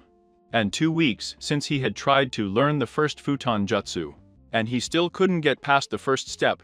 He had managed to learn the Bunsimba Quatsuteki on the first day. Although the clones were much more explosive than they had explained to him. Then he started practicing what he assumed was the easiest jutsu. Futon. And Tofuki no Shintensen was a lot harder than I thought and a lot more painful. The jutsu basically required him to expand his lungs, allowing him to suck in more air and then expel it. With a pressurized layer of chakra. He already went to the hospital to have all the internal organs and bones that he had injured realigned. Since a quarter of his blood was full. He had gone at least 7 times, and would probably go an 8th if he hadn't figured out where he was going wrong. Naruto sighed and lay back down. Damn it! What the hell am I doing wrong? I have channeled wind chakra through my lungs, I have covered them with a layer of pressurized chakra. I've done everything I was saying. The description, so why can't I do it? Naruto shouted as he grabbed the scroll and started reading, trying to figure out if he had missed anything. Grrn. He looked down at his stomach and sighed. With a single hand stamp, he created a dozen clones. Go get me something to eat. The clones waved as they ran towards the village. Half an hour later, Naruto was standing with his legs spread. All right, he inhales as the wind chakra is drawn into the lungs. He covers the chakra with a pressurized layer, and Naruto suddenly stopped when he saw flashes in his eyes. He saw Ichiraku's ramen and chatted with Iyami before leaving, after receiving his order of miso and shrimp ramen. He was halfway to the clan district when a very angry Inuzuka knocked him to the ground, and then everything stopped. Naruto stood there for a few moments and had only one thought. What the hell just happened? He looked up at the sky and saw that the sun was starting to set. Damn well, I guess I can ask Kakashi-sensei tomorrow. He turned around and sighed. I wish there was an easier way for me to do this damn jutsu. But it's not like I can create 100 Kajibun Sin and make it restock. Pass all the chakra control exercises in the book and have them transferred to me. Suddenly the flashes stopped. The cloud of smoke, Naruto slapped himself in the face while grumbling. I'm an idiot. The next day, Naruto was at the training camp, panting from exhaustion as he fell to his knees. His theory was correct. The chakra exercises that the Bunsen of age learned were transferred to him. I had created 100 Kajibunsen the night before and had them review the tree climbing exercise. By the end of the night, I was so exhausted from recreating the Kajibunsen that I was hesitant to be able to do something in training. But he took a deep breath and crossed his fingers. This was the moment of truth, Kajibunsen no Jutsu. In an instant, a cloud of smoke appeared in front of Naruto, and inside it a single Kajibunsen. Just the amount Naruto wanted, he smiled as he thought to himself. Likewise. And the Yugas say you can't change. 2 weeks later, Naruto was sitting on the edge of the bridge, while he and his team were waiting for Kakashi's arrival. Sasuke and Sakura were on the side. Sakura was looking at Naruto with concern, and Sasuke was staring at Naruto's back. The last Uchiha scoffed in disgust as he thought. That useless bastard, he still has his mother, and treats her like she's worth less than shit. He uncrossed his arms and walked towards Naruto. I'm going to get answers from him, whether Kakashi-sensei approves or not. Naruto watched the river flowing under him as he threw a kunai into the air and caught it by the hilt before it headed towards the river. He had already lost 3 kunai, but he was definitely improving his reaction speed. Suddenly, he was pulled from the edge of the bridge and turned around, forced to look at an angry Uchiha. Tobe, you have a lot of questions to answer, and you will answer them. Naruto narrowed his eyes at Sasuke. What did you want to know about me? Sasuke grunted as he squeezed Naruto's shirt tighter. And what the hell if it's your problem? Your own mother was on her knees, crack. Sasuke had to let go when Naruto punched him in the face, breaking his nose. Naruto growled and grabbed the front of Sasuke's shirt. Mention that damn near me one more time, I dare you. Naruto adjusted his grip so that it was around Sasuke's throat. Sakura ran and grabbed Naruto's wrist. Naruto, please stop, he didn't mean op. She was pushed out of the way and fell to the ground as Naruto continued to strangle Sasuke. Naruto continued to squeeze Sasuke's throat until Lucia's eyes rolled. Then she pushed him to the ground and whispered in his ear. If you touch me again, I will make sure the Uchiha clan dies with you. Sasuke watched as Naruto walked away and hissed under his breath. This isn't over, Uzumaki. Not by a long shot. Late that night, Naruto was walking home while reading a paper. Kakashi had nominated him and his classmates for the Chunin exams. I had a week to decide if I would participate or not. Personally, he would definitely participate. The real question, however, was whether or not his peers would participate, and what would happen if they did.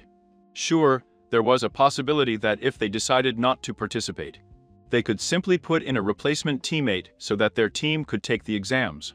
But what if they were disqualified because he didn't want to go? So many questions, with so many possibilities, it was overwhelming. Naruto turned a corner and was about to head to his apartment or to Naruto-kun when he heard a dark voice behind him. Before all he saw was black. Time jump 2 days. Naruto's eyes snapped open as he stared at the white ceiling above him, covered with cracks and jagged marks. He was in his apartment, but how the hell had he arrived? The last thing he remembered was walking down the street to his house, and then nothing. He sat up, shook his head as he wiped the sleep from his eyes. He got up and headed to the bathroom, hoping to relieve himself before going to the team meetings. He walked over to the bathroom and looked up. Shit. Before jumping back, ripping the door off its hinges. She got up and went back to the bathroom, which had a mirror above it that showed her face, her real face. The years of using that genjutsu had made Naruto forget what his real face looked like, but again, who wanted to see his face adorned with scars, stepped back and looked at his body. The genjutsu had fallen. But how? Unless his chakra control had completely crumbled, it was impossible for his genjutsu to have fallen. He concentrated his chakra and tried to use the genjutsu only to have it fail again and again. Shit, I can't go to training. As a team without my genjutsu, not with all these scars. He walked into her room and looked through her closet. Damn, I never thought I'd have to use this. He pulled out a long cape that would easily cover his entire body. He smiled and threw it on her, covering her body, including the 3 black swirl marks surrounding a single kanji. And the kanji for servant. Elsewhere, Kusina looked at Orochimaru, who was standing in front of her. Did you apply the stamp? Orochimaru smiled at Kusina. Of course I do, why wouldn't I? After all, we had a deal. I may be a renegade ninja of that rank, but I keep my promises. Kusina sighed, and then looked at Orochimaru with fierce determination. Do-it smiled as he showed his teeth, his fangs lengthened as a red poison dripped from the tips. As you wish, Kusina-chan. His head shot forward, and his fangs buried themselves in Kusina's neck. Ah! The Sannin snake chuckled as he turned around. Our deal is closed. He went through the walls, while Kusina fell to her knees screaming in pain. He gripped his shoulder as he dug his nails into the flesh. Her eyes snapped open when she started to see images before her flashback scene. Naruto was sitting on his knees while mopping the floor of a wide hallway. The hall was so big that not even 10 maids could clean it well. But Naruto was forced to clean every inch of the hallway by his own mother. Naruto had a look of utter defeat on his face, as if he had nothing to live for. Naruto is coming in now. Naruto shuddered at the sound of his mother's voice. I said already. Naruto quickly ran in the direction of his mother's voice, fearing what would happen if he didn't. When he entered the room, he saw his mother standing in front of him with an angry expression on her face. He lowered his head while shaking with fear. That one does poop, that Sama. Kusina grabbed Naruto by the hair and pulled him up, causing him to scream in pain. Do you see this room? He released Naruto and pointed to the room. I told you to clean this room until it's spotless today. Why the hell is she still dirty? Naruto sighed as he walked away in fear. Kusama, did you tell me to clean the pickle when you got home? I didn't have time to finish you. Kusina sneered and gave Naruto a backhand. How dare you make such bad excuses? He turned around and left the room. There's no dinner for you tonight. She closed the door behind her while the 3-year-old stayed in the room. End of the flashback. Kusina fell on her side, tears streaming down her face as more and more memories flashed through her eyes. I am so sorry, my Sochi was not in the right state of mind, please forgive me. Kusina's eyes closed tightly as she was forced to watch another flashback scene memory. Naruto was running towards the Namikaze complex with several bags of groceries in his hand. His mother had sent him to the store to buy food. It was a nuisance, especially because he had to use his own money, and he was always overcharged. He entered the clan district and saw the Namikaze complex in the distance. He sighed with relief. A little more and ugh. He tripped and fell to the ground, dropping the purchases. He looked up and saw the hate-filled stares of several FS from different clans. Hey, it's the devil. Catch him. Naruto jumped up and grabbed the bags as he tried to escape from the growing crowd following him. He saw the doors. He grabbed them and pulled them to find that they were closed. He panicked and started pulling on the doors while screaming. Shit, shit, shit. He looked towards a window and saw his mother standing there, watching him as he tried to open the doors. He screamed as he grabbed the bars. Kasama, please open the doors. Kusina simply grabbed a serving bottle and drank it in one gulp, moving away from the window. Naruto screamed when the crowd finally caught up with him. Kasama. End of the flashback. Kusina dug her nails so deep into his flesh that if she withdrew, she would tear off her own skin. He often sent Naruto to buy groceries, and she stayed at home drinking to forget her sorrows. Her eyes snapped open as the last memory came before her, the night she took her son flashback scene. Naruto was sitting in his room. Well, it looked more like a basement. The floor was hard, cold and uncomfortable, and the only thing she had to keep warm was the clothes she was wearing, which were small and moth-eaten. He looked at the ceiling and shouted, "F happy birthday to me, F happy birthday to me." He shrank his feet as he used to. I was yawning. Bang! His closet door burst open, and he was dragged out, pulled by the hair. He fell to the ground, out of breath. Standing over him, Kusina was reeling with herself. The telltale smell of the serve emanated from her, from your demon. He kicked Naruto in the stomach, while grabbing a stake from the wall. "How dare you sing when you killed my husband?" He grabbed Naruto's hair and made fun, "You filthy beast." She drove the stake into Naruto's chest, causing the blonde young man to scream in agony. Kusina sketched it while finishing tearing Naruto's chest. "I'm ashamed of having fathered you." She stepped on his hand and started to press him even more. "The only reason you're living here is so you can redeem yourself for killing my husband and son." Kusina spat in Naruto's face as she pulled her foot back to kick him again. "Be glad that I have such a kind heart as to let you live under my roof." Just as Kusina was about to kick Naruto, he jumped up and ran up the stairs before shooting out the door. He turned around and stared at her. "Fine. You don't want me here. Fine. Because I will never go back to this hell." He slammed the door open and ran out of the house. The last thing Kusina saw before running away was the look on Naruto's face. Betrayal, sadness, hatred towards her. End of the flashback. Kusina completely fell to the ground as the tears flowed freely, with her fingers still dug into her own skin. Naruto was only 5 years old when he left, when she lost her only family. Kusina sobbed as she curled up. "I'm so sorry, Misoki. I am so sorry," while Kusina was still crying and sighing on the floor.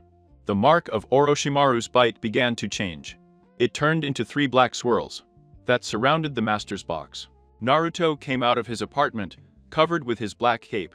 He looked around, hoping no one would see him. Fortunately, for him, no one had yet come out an advantage. He ran out through the streets towards the training ground, making sure to avoid the floodgates that were starting to open.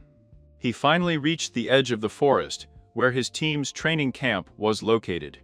He was halfway there when a twinge of pain shot through his body. He lost his balance and stumbled, slipping a couple of meters as he clung to the source of the pain coursing through his body. He gritted his teeth and started digging his nails into the ground. Shit! What the hell? As soon as the pain came, it disappeared. Naruto gasped in relief as he stood up, checking himself to see if he had any wounds, but he realized that it was a stupid idea, since his entire body was covered with wounds. He wrapped up the bleeding parts and headed to the training ground under his cape. The stamp started spinning, while the box in the center glowed crimson. Later, Naruto arrived at the training camp, with Sasuke and Sakura already there. As they entered the clearing, they both saw him enter, but because of his cloak, they did not recognize him. Sasuke grunted as he pulled out a kunai. "Identify yourself, or help me, or shut up, Sasuke," Naruto said as he leaned against the tree. "I'm really not in the mood to deal with your nonsense this morning." Naruto lay down and adjusted his hood so that the wind wouldn't lift it up. Sasuke and Sakura's eyes widened. "Naruto, what the hell are you doing dressed as?" "Whoops. Whoops." Sakura stopped as she felt a sudden gust of air go through her head. He turned slowly and saw a kunai embedded up to the middle of the blade on the training pole. Naruto grunted. "Do you hear that?" He stretched out his arms and smiled smugly. "Quietly, that's how I would like it to stay, until Kakashi-sensei arrives." He crossed his legs and lay down, closing his eyes in his sleep. Sasuke and Sakura walked away from the tired blonde. Bothering him at that moment was not a good idea. Later, Sasuke and Sakura were sitting at the training stations, while Naruto was still sleeping. Sakura turned to Sasuke. "Didn't Sasuke-kun?" Sasuke looked at Sakura. "Okay. What is it?" Sakura looked at Naruto and asked, "What do you think is wrong with him?" Sasuke snorted in disgust as he spoke with poison dripping from his voice. "He's a self-centered, cocky, ungrateful idiot who would beat his own mother. Seriously, who the hell is he to assault his own mother like that?"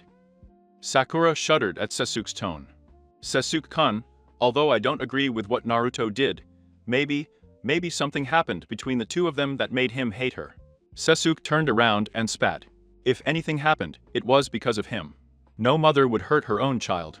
Sakura turned around and looked at Naruto. I hope so, Sasuke-kun, I really hope so. Naruto's thoughts. Naruto walked through a sewer as if he were in a trance with empty eyes and constant movements. He was looking around, as if looking for something. Naruto turned and looked in the direction where he heard the female voice. Naruto, come here. Naruto.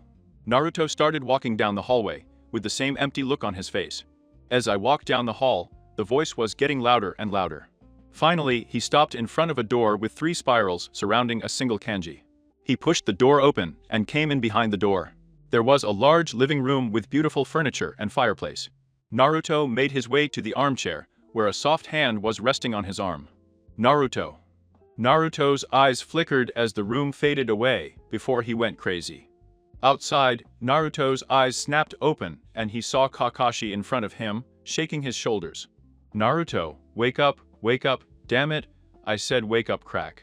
Naruto sank his fist into Kakashi's jaw as he screamed. I'm awake for the love of Kami. Damn, he rolled his arm as he moaned. I think you dislocated my shoulder, you idiot. He felt his shoulder creak several times and sighed. Ah, much better. He looked up and saw Sasuke and Sakura staring at him. What? Sasuke was about to speak, but Sakura put a hand over his mouth. Naruto, we've been trying to wake you up for the last 10 minutes, but you were in a trance-like state. Naruto raised an eyebrow. It's like that. Sasuke snorted. Yes, he was about to kick you to wake you up. But Kakashi-sensei arrived just before he could, you fucking bastard. The last part was muttered under his breath. Naruto frowned under his hood. Oh, that makes me feel so much better. Kakashi stood up after putting his nose in place. Adak, Naruto man, was that really necessary? Naruto frowned in Kakashi's direction. I don't know, was it necessary to shake me like a rag doll? Kakashi smiled. Tush now, if you already have your papers filled, could you give them to me please? Sasuke and Naruto handed theirs to Kakashi, while Akura hesitantly did so. While the 3 of them were training, Naruto couldn't help but wonder what that voice was calling him, and why he was so attracted to her.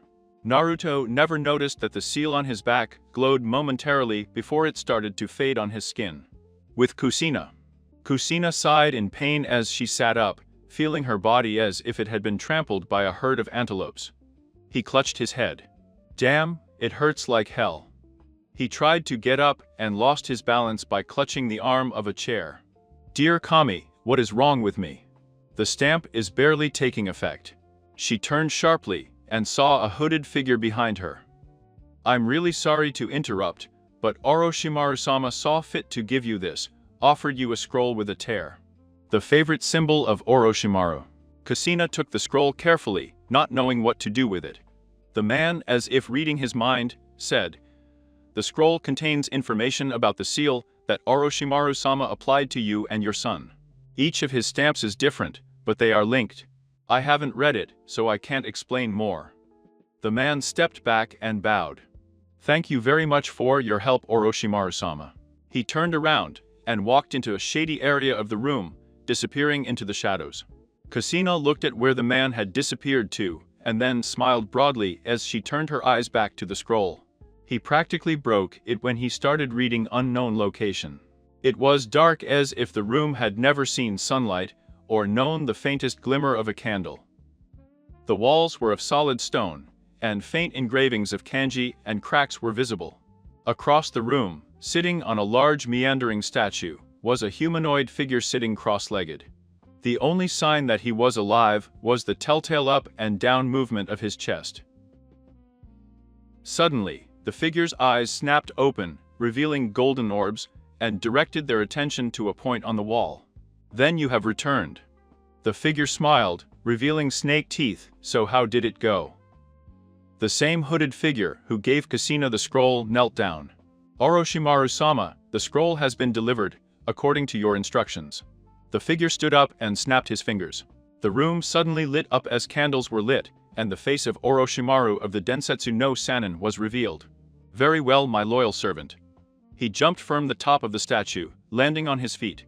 As he turned towards the exit, the Sannin snake was about to cross the door. Orochimaru-sama, but stopped when the man who had handed the scroll to Kushina spoke. If I may ask the question, my lord, why did you give Kushina the Master Seal? A Master Seal connected to a Servant Seal. Who controls the Hinchiriki of the most powerful Vihulu, especially when he shows absolute hatred towards you. For the destruction of your village. Orochimaru looked at the man without emotion. He felt afraid when he saw that and bowed down to the ground. Please forgive me, my lord, I didn't mean to offend you, I was just enough of humiliating yourself. The man looked up and saw Orochimaru smiling smugly. Your question is perfectly understandable. He approached the man. Why would I give a seal that allows to manipulate another with a seal similar to someone who hates me? Why would he give the strength to command a Hinchiriki capable of returning? Look 1,000 times stronger than me. Why would I risk such a force opposing me?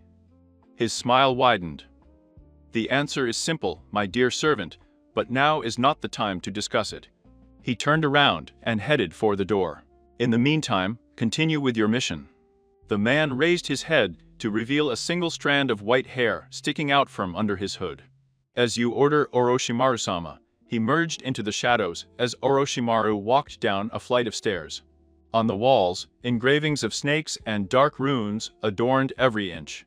Images of many people also adorned the walls, all of them, the greatest warriors of their lands. He finally reached the end and pushed the doors open, revealing his personal lab. Baby snakes in jars with multiple heads, human organs connected to tubes, and several preserved corpses. They were scattered around the room. He walked to a single set of doors on the other side of the room and slid the door open. Orochimaru smiled as he looked at its contents. A severed left hand, with a single ring adorning the little finger, the slate blue gem, and the empty box. In the center, there were several scrolls nailed to the wall, but a single tablet rested in the center, protected from moisture, decay, and possible contamination by a sheet of glass. Orochimaru smiled as he walked towards the first corpse. Now, where do I start? He took a scalpel and placed it in the middle of the forehead. Perfect, the sound of metal cutting meat could be heard all over the room, only a dark laughter could be heard next to it. Jump in time. Day of the exam, Chun and Team 7 passed by Kakashi. While he explained that if one of them refused to participate in the exams, means none of them could go on. Naruto pretty much ruled it out, as there was no reason to explain it. Then, once inside, they found themselves before a group of genin, larger than any I had ever seen before. He looked around, and saw many Konoha equipments, some of which were as old as like Kakashi-sensei. If we have genins as old as our sensei, then how the hell is Konoha the biggest of the hidden villages? It was a good question, because when he looked around, he saw that many of the genins from other nations did not look older than 16 years at most, still old. But not so old that it was pathetic, at least they had some battle scars. The whole gene pool looked at him and his team. Those who came from Konoha were surprised by their new appearance. He had finally managed to master the genjutsu, but he still had some problems, as it left some visible to him. Some facial scars. It was nothing serious, but it was new for the genin of Konoha. She had also changed her wardrobe. She was now wearing an orange jumpsuit with black sleeves and shoulders. And a black fabric replaced the blue one on her headband, Shippuden's outfit. Hey, Tobe. Naruto turned around and saw Inuzuka Kiba walking towards him. I have a few words to say to you. He grabbed the breastplate of Naruto's shirt and grunted, where the hell do you get to slap your own mother like a? Naruto squeezed Kiba's wrist, forcing him to let go before pushing him back, crashing into a piece of equipment. Genin from aim. Naruto grunted as the Inuzuka got up. Touch me again, mongrel, and I'll feed your pet on a stick. Kiba growled as he started stalking Naruto. Hey guys, you should keep your voice down, the other teams are pretty cranky. Kiba and Naruto stopped arguing and looked at the speaker. He was a white-haired teenager, wearing a purple shinobi suit and wearing a pair of glasses. Naruto snorted. Who the hell are you? And why the hell should we listen to you? The man smiled. Oh, I'm so sorry, my name is Yakushi Kabuto. He smiled smugly while pointing back. As for why they should keep their voices down, look at them. Naruto, Kiba, Sasuke and Sakura looked behind Kabuto and saw that most of the people were staring at them and releasing some ki. Naruto snorted and released a ki of his own, making the rest of the genin shudder. Weak Kabuto raised an eyebrow and looked at Naruto. Awesome. I can honestly say it was the first time I saw a green genin like a grasshopper's ass scare a bunch of veteran genin. Naruto shrugged his shoulders. Hey, Zabuza was scarier than those punks. On the other side of the room, 3 individuals, all of them having an extra day with a musical note, were looking at the blonde. One looked like a mummy with metal gauntlets, another had spiky black hair and an arrogant smile on his face, and the other was a girl with long black hair tied in a ponytail. The mummy man looked at the others. That's the pointy-haired man, he snorted. Him. Oh please, why? He fell silent when the girl slapped him on the back of the head. Shut up, Zaku, we're in a room full of people. Do you really think talking about why we're here is a good idea? The mummy man looked at the time with familiar Zaku. For once, I disagree with Kim. You have a bigger mouth than you're worth. Zaku growled at the bandaged man. Oh, shut up, Dosu, or I'm begging you to make a ban. Zaku fell silent when Kim hit him on the head with an iron bar. Could you both shut the fuck up? We're here to observe the contestants, not to prove which one of you is dumber. He said quietly and with a hiss, forcing his 2 companions to shut up. Team 10 and the rest of Team 8 joined Kiba and Team 7, while talking to Kabuto, who had taken out his Nin-info cards. So is there anyone in specific that you want to know something about? Kiba and Sasuke spoke at the same time. Uzumaki Naruto. Everyone looked at them as if they had gone crazy. Kabuto frowned. And if you don't even know her name, that ruins the fun. He took out a Nin information card and loaded it with chakra.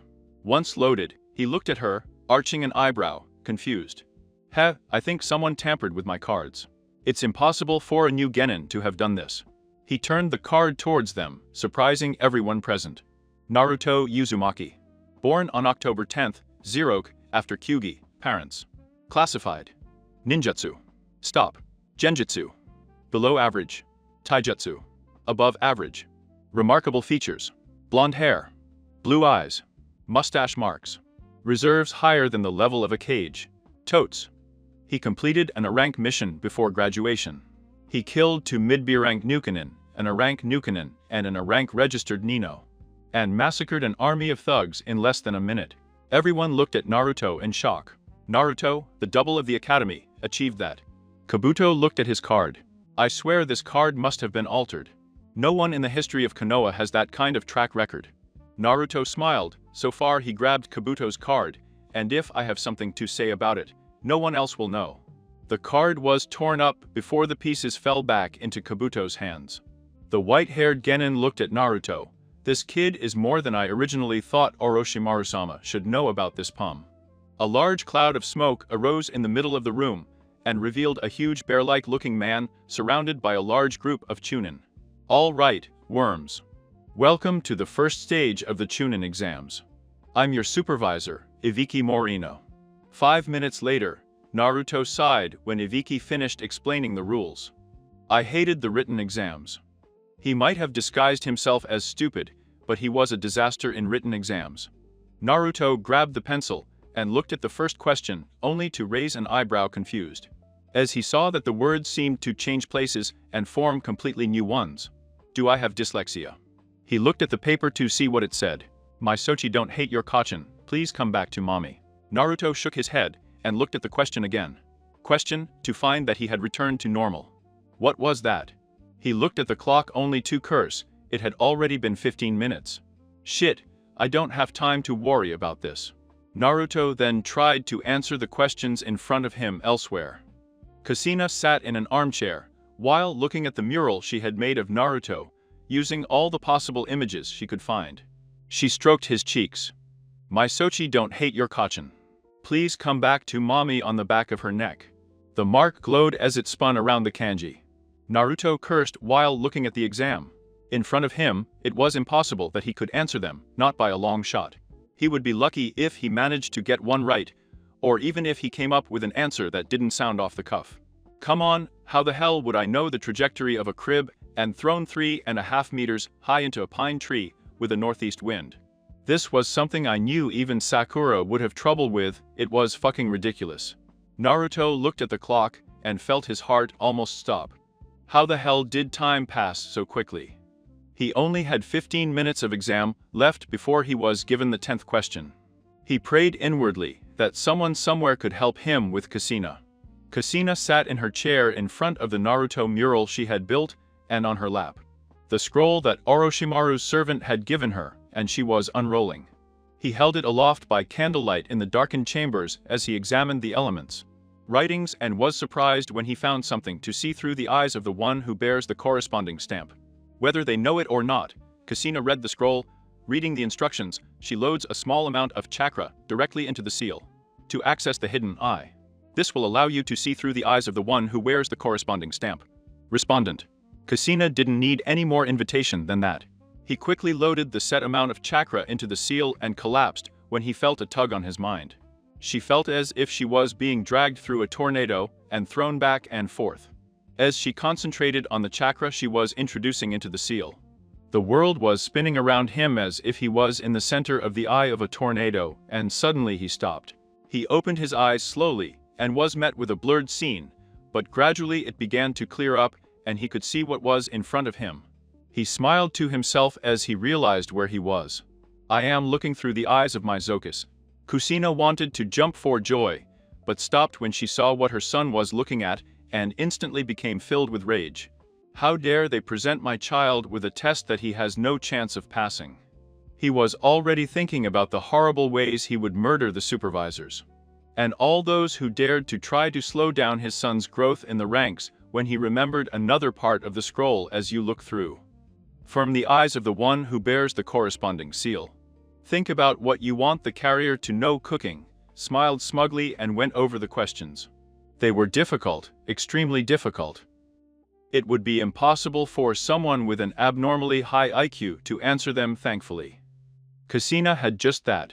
Naruto's point of view. Naruto cursed as he looked at the clock. There was only 10 minutes left. There was no way I was going to solve enough problems to get over this third pine branch to the southern edge. With a 45th slant to the leaf. Naruto practically jumped out of his skin when he heard someone talking in his head. What? He looked at the question. The voice in his head had just given him the damn answer, but like Naruto, he shook his head at those thoughts. Don't question it, just be thankful you have the damn answer. Naruto quickly started typing the answer, inwardly thanking the voice in his head. Naruto then looked at the second question. Are you surrounded on all sides by enemy shinobi? You are exhausted of chakra, and use Kawarimi on one of the enemy shinobi, and throw a smoke bomb in the confusion to escape.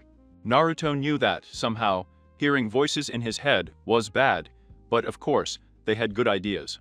He quickly jotted down the answers as the voice in his head gave them away.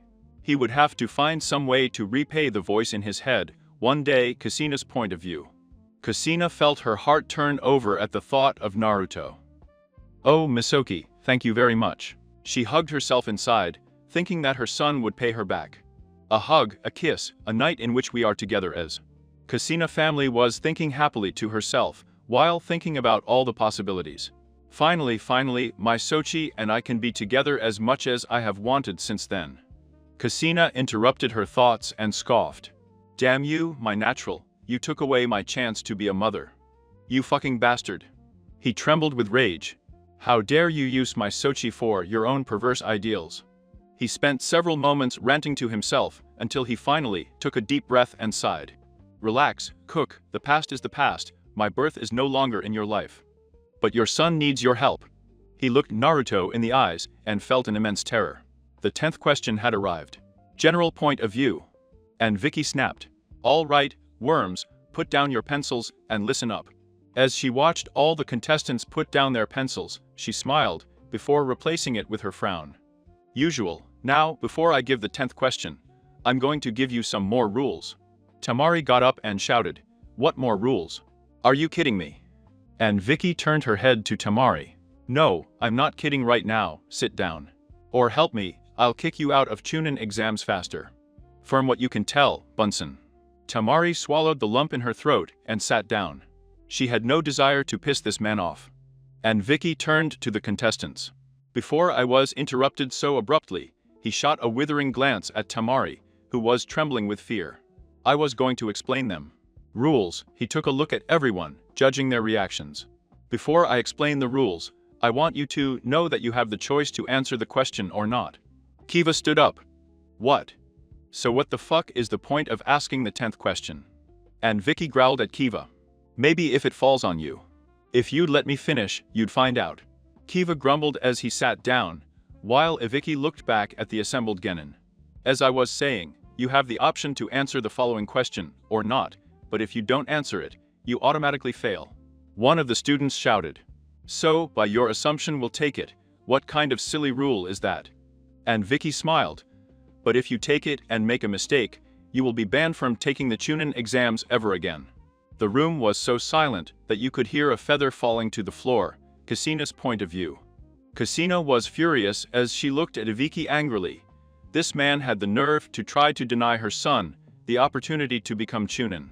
How dare that disgusting dwarf? She swore to make him suffer. Naruto's point of view. Naruto shuddered at Vicky's statement forbidding him from taking the Chunin exams again. He must have been bluffing. There was no way this guy had that kind of power to stop them from taking the Chunin exams and never promote to Chunin. It was completely ridiculous.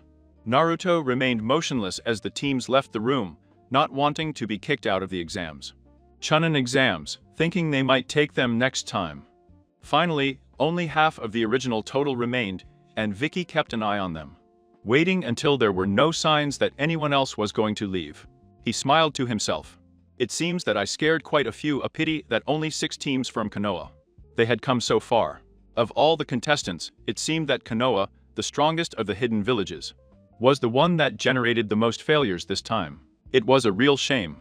On the other hand, the standards of the academy had been quite lax lately. After a few more minutes, and Vicky smiled. Now, before giving the final question, I want all of you to know that each and every one of you, Kasina's point of view. Kasina grunted to herself. I can't take it anymore. There's no way I'm going to let this bastard stop what I've been working so hard to put in place. He applied more chakra to the seal as he remembered. Another part of it with enough chakra, the master seal bearer can take a brief control over the servant seal bearer. She applied the chakra and thought inwardly. Forgive me, my Sochi, general point of view. Ha! And Vicky was suddenly interrupted by Naruto, banging his desk with his fist and screaming for the love of God.